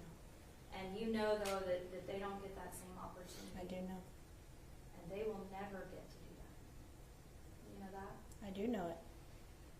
And as far as what we talked a little bit earlier about this with another family member, you also grew up in a very religious family, correct? Yes. And honor and follow the teachings of the Bible, correct? Yes. And you're familiar with the numerous Bible verses that deal with an eye for an eye, tooth for a tooth. You're familiar with those, correct? Yes. Old Testament, New Testament, both? Yes. All right. When you described earlier about your brother being humble and caring, you love him, correct? Yes. Y'all seem like you are very, very close. We are very close. And both of you guys are the only 2 of the 6 siblings that went into law enforcement yourself. Did he do that because of you? Actually, most of my siblings have had an interest in law enforcement at one time or another. We're just the only 2 who ended up pursuing it. And so, did he go into it because of you? No. Okay. And so both of you guys were police officers at one point. Yes. You heard him testify this week, right? Yes. And you heard him grade himself as far as his performance out there, right? I did. And he gave himself a B? Mm-hmm. Is that a yes? Yes. Sorry, it's just because she has to Okay. take it down. Yes. And the grade that he gave, the B grade, do you feel like that's a humble grade to give when a life is lost? I think it is very hard to give a grade when you're not given a rubric to grade by. Sure. A rubric to grade by. Rubric? Are you? And so, do you agree with the grade of B then? Like I said, I. If you'll let me finish my question. I'm sorry. Yeah, let her We finish. can't interrupt each other, and I've got to finish before you answer. He's not humble. He was not humble in that answer. So, do He you killed agree somebody. that with your brother then for the grade of B, with his performance out there at the scene? Like I said, without being given some kind of grading tool to use, I can't agree with that. I mean, all tests have to be given some kind of criteria to grade them by, correct? Sure, and so when Dale gave the A to F, he gave the grade B, and you don't disagree with that grade? Again, without defining what an A and a B and a C would be. I mean, any test you take, someone has to grade that test based on some example, right? You can't just make up a grade. So without being given that grading scale, I can't agree or disagree. He cannot give So himself in a your B mind, when there's he nothing failed that he should have to done do himself everything he like said he failed to do. Yes or no? How he failed to do this and that. In my mind, In no. his own testimony. There's nothing he could have done any better out there. No. And gave himself a B. Audacity. I'm going to pass the witch on. Mr. Gill? Alyssa, you know as a police officer that every time you show up for shift, there's a possibility that something bad is going to happen that evening, right? I do. You know that officers get killed and injured all the time in the United States of America, isn't that right? Yes, there were 2 officers killed just this week in What does that St. have to do Louis. with this case? What does it have to do What with kind this of case? call were they on? I believe it was No, I poss- reject. This is now outside the scope, it's not relevant. It's just a, It's something that, well, I assume your academy, you went to a different academy than Aaron went to? I did. They trained use of force in your academy? Yes, very extensively. Were you trained if you faced a deadly threat? Did you answer that deadly threat with deadly force? Yes. Would you be surprised if any other police department across the United States trained any differently? I would be shocked if anyone trained any differently. And that's what officers have to deal with every day, is that right? Yes. Split-second decisions. That can get civilians killed. Ms. Dean? Do you disagree with the jury's verdict? Yes or no? You either agree with it or you don't. You asked if I disagree? Yeah. Do you disagree with the verdict? Yes. You do, As don't his you? sister, yes. Nothing further, Your Honor. Mr. Gill? Nothing further, Your Honor. May Ms. Dean be excused subject to any potential recall. No objection for the state. Thank you. Thank you, Your Honor.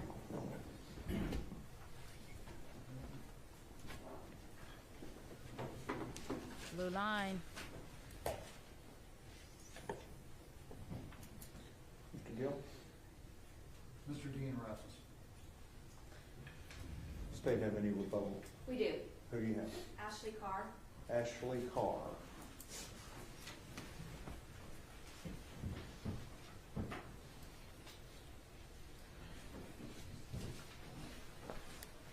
Pulled out mama, pulled out all the siblings.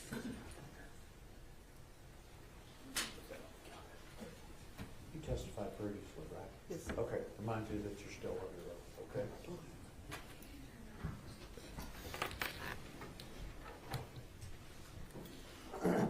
Ms. Diener? And permission to post, I believe it's already been admitted, Stacy's at 91. Yes, ma'am. All right. Ashley, you're the same Ashley Carr that testified during the guilt innocence phase, is that right? Correct. Now here to testify in the punishment phase, correct? Correct. Okay. So I want to talk to you just a little bit about the relationship of this young man and Atatiana that we see in Stacy's at 91, okay? Mm-hmm. All right. Tell me, I know now, and maybe you've always been, are you kind of like a second mom to Zion? Yes. Tell me a little bit about that. My sister Amber was the first one of us to. I'm sorry, but we're going to have to object. This is outside the scope of this hearing. Response? And I believe this is directly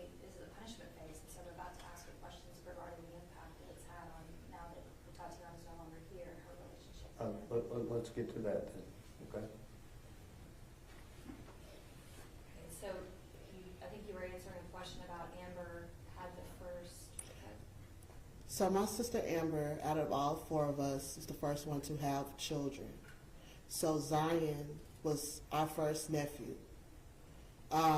Yes, she did birth him, but he was our baby. I was the aunt that bought things. Tay was the aunt that played with the things that I bought. Okay, and so was Atatiana? Was she like a second mom to him? Yes, as well. So he really had three moms. Okay. Mm-hmm. And you said she's the one that would actually play with them. Would she also make sure that he followed certain chores and responsibilities, things like that, especially when she was living there with them? Yes, she believed that, structure is needed for children so that they can feel safe and know that, what's coming next. She had made him a schedule of what you're supposed to do in the morning and had it on the refrigerator. Now that Yes.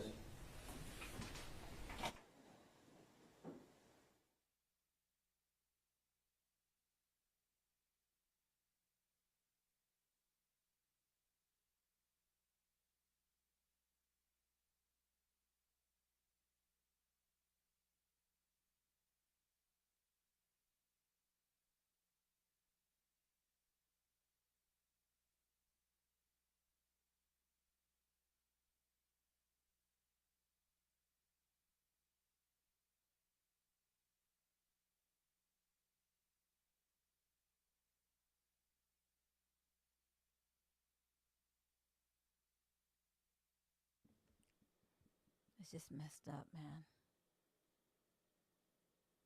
That poor woman, Atatiana. She had no chance. She had no chance. And this piece of crap. Yeah, come on. Let's get him. He needs to do the 20 years. That judge needs to give him the full 20. The full 20. That's gross, worse than gross negligence. It was murder, and I believe it was premeditated because he came in, there were biases about the environment, about the community, and he did what he did aggressively, overly aggressive. He didn't see anything or enough of anything to do what he did, period. And what does it matter how many cops are killed? What does it have to do with him killing Atatiana? It just amazes me the dirty tricks these people play. Dirty.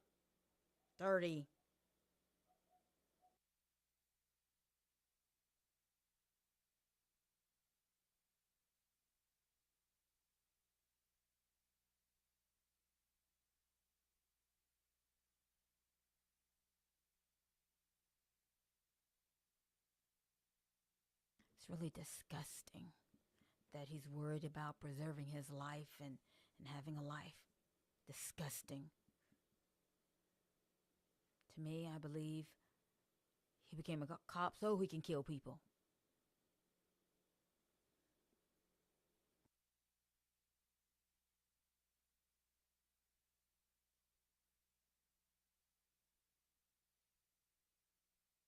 Just think about the response he made in that job interview. No problem to the answer of can you shoot somebody? Like, right there. Thank you. Okay, you He's just sick. talked He's about sick-minded. that she believed in structure and that there was some sort of a schedule that was on the refrigerator. Yes. I want to ask you about Zion specifically. Now that she is not in his life anymore and hasn't been over the last 3 years, has he had to go to counseling? Yes. Okay, tell me about that. Zion feels that this is his fault, Why does he feel like it's his fault? that he burnt the burgers that night. And if he didn't have burnt the burgers, the doors wouldn't have been open and the cops wouldn't have came. So it all goes back to him in an 8-year-old mind. And it's, when everyone is hurting around him, it was hard to console him. So we found help outside of us. Was it difficult last week for him to testify? Extremely. after he testified, did he have some emotional reaction to this whole process? Yes. What? So much so that he did not go to school for the next couple days after that, so that we can make sure that he felt comfortable. He was having panic attacks, just outbursts. An 11-year-old can't express why you're frustrated and why you're mad.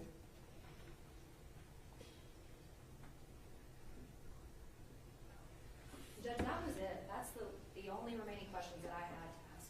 Any questions? I don't have any questions. Do you have objections? No. Well, actually, let me be clear. The only other questions I did intend to ask her is if she or her brother were a part of yelling at any of his family member yesterday afternoon. Outside of that, I did not have any additional subject matter to cover. Let me say this in front of everybody. The way both of these families have behaved in this courtroom, I have no doubt that the Carr family was not involved in any of that. And I have appreciated their demeanor just as I've appreciated the demeanor of the Dean family.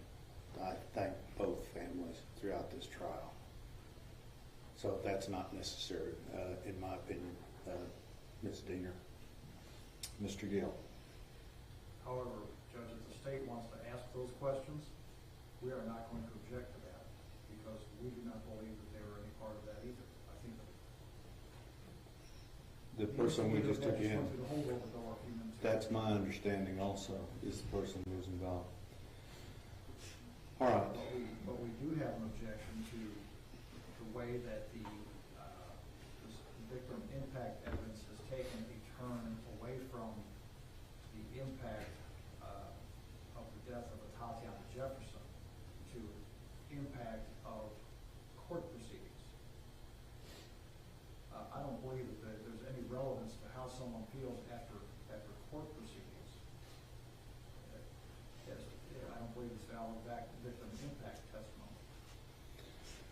I've got a couple of concerns based upon her testimony thus far when she stated that Zion said it's his fault because he burned the hamburger. We're getting into hearsay.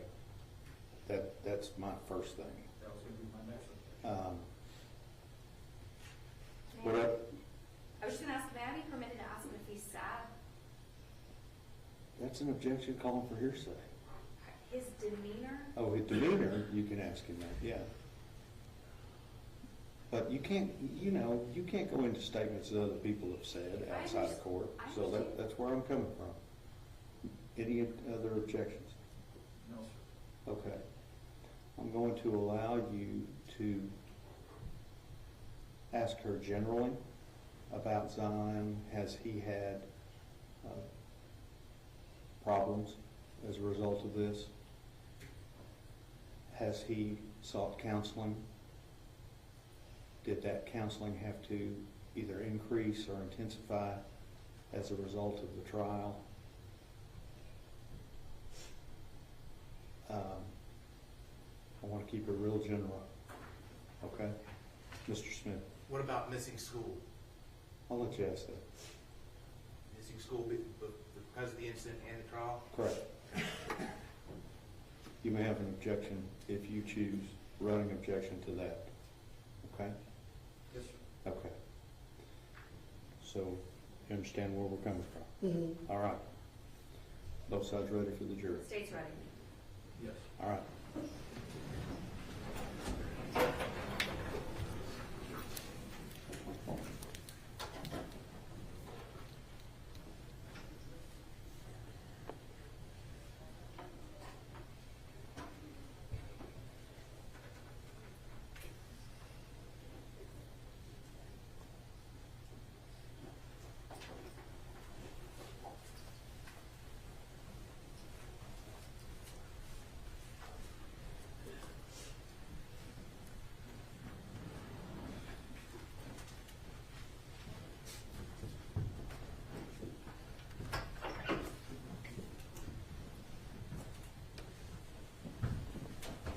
Everyone may be seated. We are ready to proceed, Ms. Diener. Okay, before the break, I was asking you about the relationship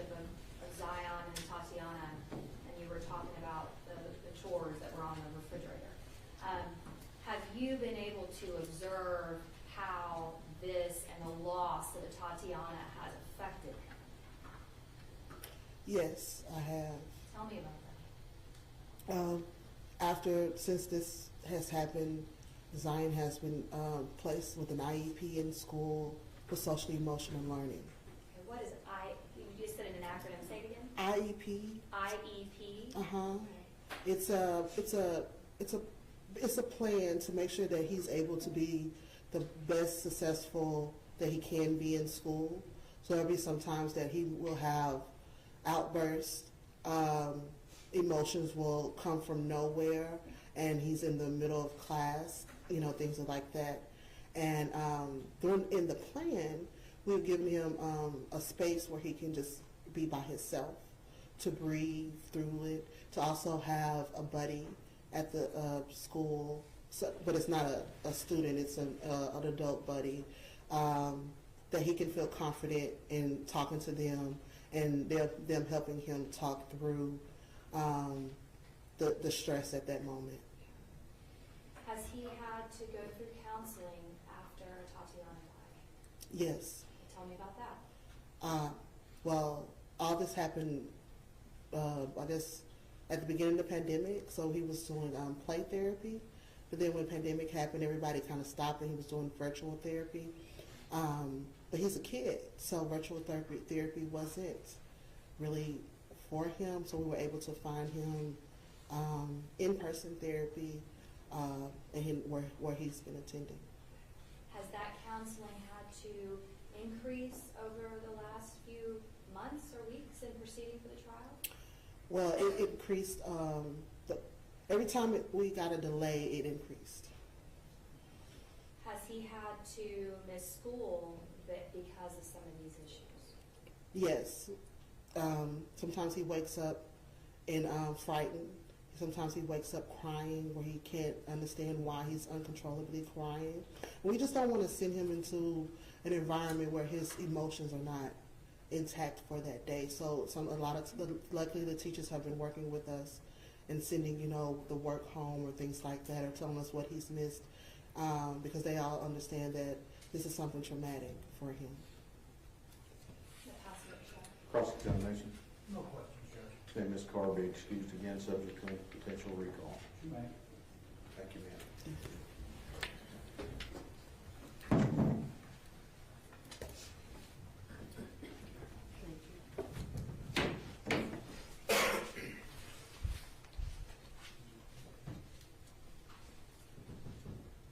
Mr. Smith. Your Honor, ladies and gentlemen of the jury, the state of Texas rests. We close. The state of Texas closes as well. All right, that's all of the evidence that you will hear. And I'm going to talk to the lawyers. Y'all retire to your room. I'll be back to visit with you.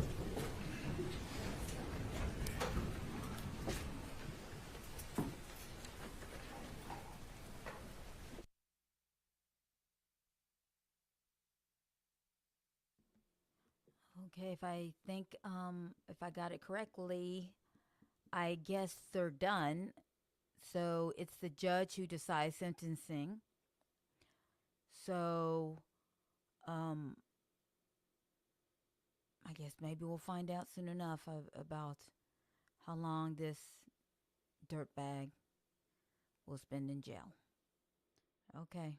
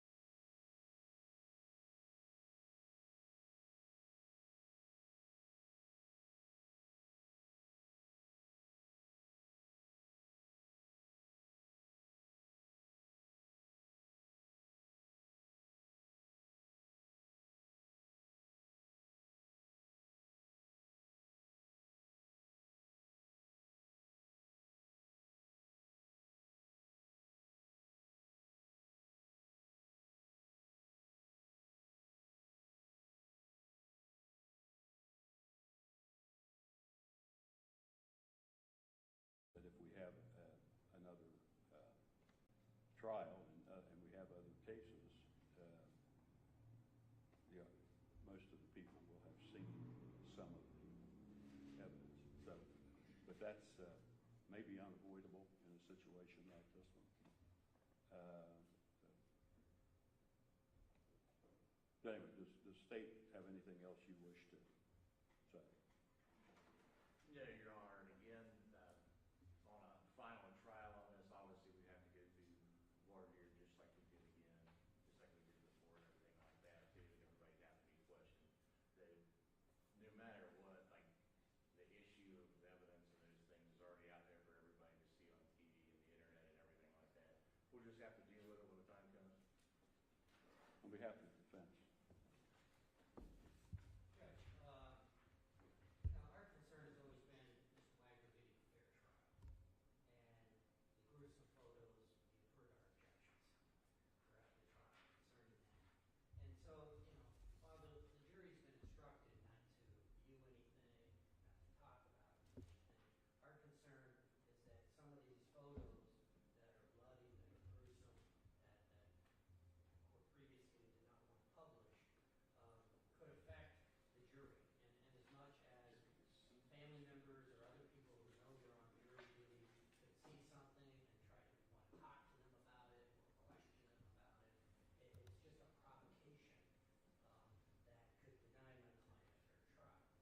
And that's our concern. And then we don't know if the media is going to want to go back retroactively and seek out photographs or exhibits that have been admitted or at least marked and identified. I don't think anybody's did it yet, that have been marked and identified. And if they're going to retroactively go back and then publish things that have taken place in the last few weeks, which leads to the same issues. So, our concern is, my client's right to a fair trial. We've never been against the media being in the courtroom. Obviously they're allowed to be in the courtroom and report on what happens. The problem is the technology.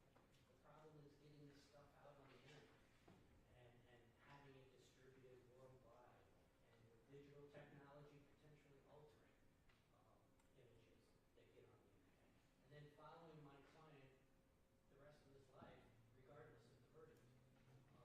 And so, our concern is mainly him getting a fair trial. And with this technology, with these monitors, just to make it very clear, there's 3 large monitors that the court is utilizing to show exhibits before they're admitted into evidence. All right. And, it's always been our position that these monitors are improper, and we maintain that position. For hundreds of years, we've had paper exhibits go to a jury, and the system works just fine. But when we have these monitors broadcasting or showing exhibits that may never be admitted into evidence, and then with the internet technology, it just makes it more complicated and more difficult and poses problems. And so our concern has always been the gruesome photos and that type of evidence. And we are still concerned about that. And so that's our position on this. And I don't know if the court is going to be finding to continue with previous order, but we think a narrowly tailored solution here is to not show on the monitors questionable evidence before it's admitted, such as bloody photos, photos of the deceased, photos of minors. We don't think it's proper to put that on the monitor. We've never done so. And so we're not trying to keep the media out of the courtroom, but we are trying to limit the damage of these very prejudicial items on the jury potentially and going forward. So that's our position basically. I take it from the center of this hearing that there's not going to be an appeal from this order. Certainly, there's a right to appeal from this order. We're not a party, so to speak, so we can't appeal anything. But those are our concerns, Your Honor, is my client and his right to a fair trial. Well, I guess the attorney, Ms. Sark, will have to consider whether further appeals might be fruitful. But I'm dealing with the situation we have now, and we do have to move on with our trial.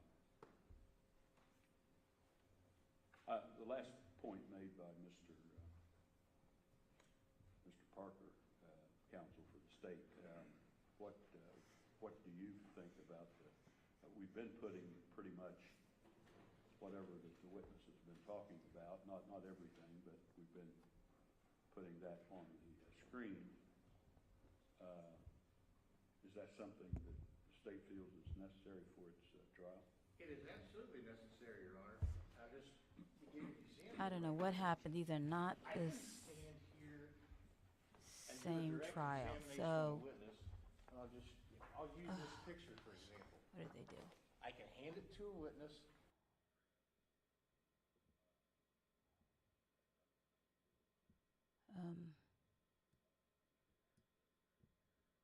I guess that was all for today.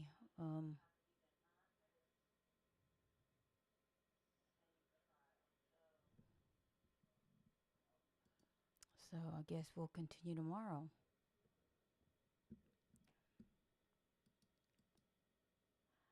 Okay, everyone. Hi. Anyways, that's it for today. Let me light myself up. Yeah. So it looks like they ended the trial. Just dropped the feed. It is what it is. So I guess we'll continue tomorrow. The sentencing, I guess, will not be today. If not, if it's going to be today, I will do another live feed to do part 3 today. But I think that's it. Texas time, it's 5:26 Eastern Standard Time. So it's 4:26. So yeah, that's the day. I guess I didn't get everything through in time. So it is what it is. This is the test run because we will be covering the Florida versus Courtney Clenny. And that's the OnlyFans model who killed her boyfriend and said it was self-defense. However, from what it looks like, there's questions that need to be answered. So I'm probably going to go live for that full trial. Okay, then, everyone. Thanks for tuning in. Check out my new videos that I've posted this week, and I'll see you soon. Thank you. And don't forget to subscribe. Don't forget to leave comments, etc. And what else? That's it. Okay?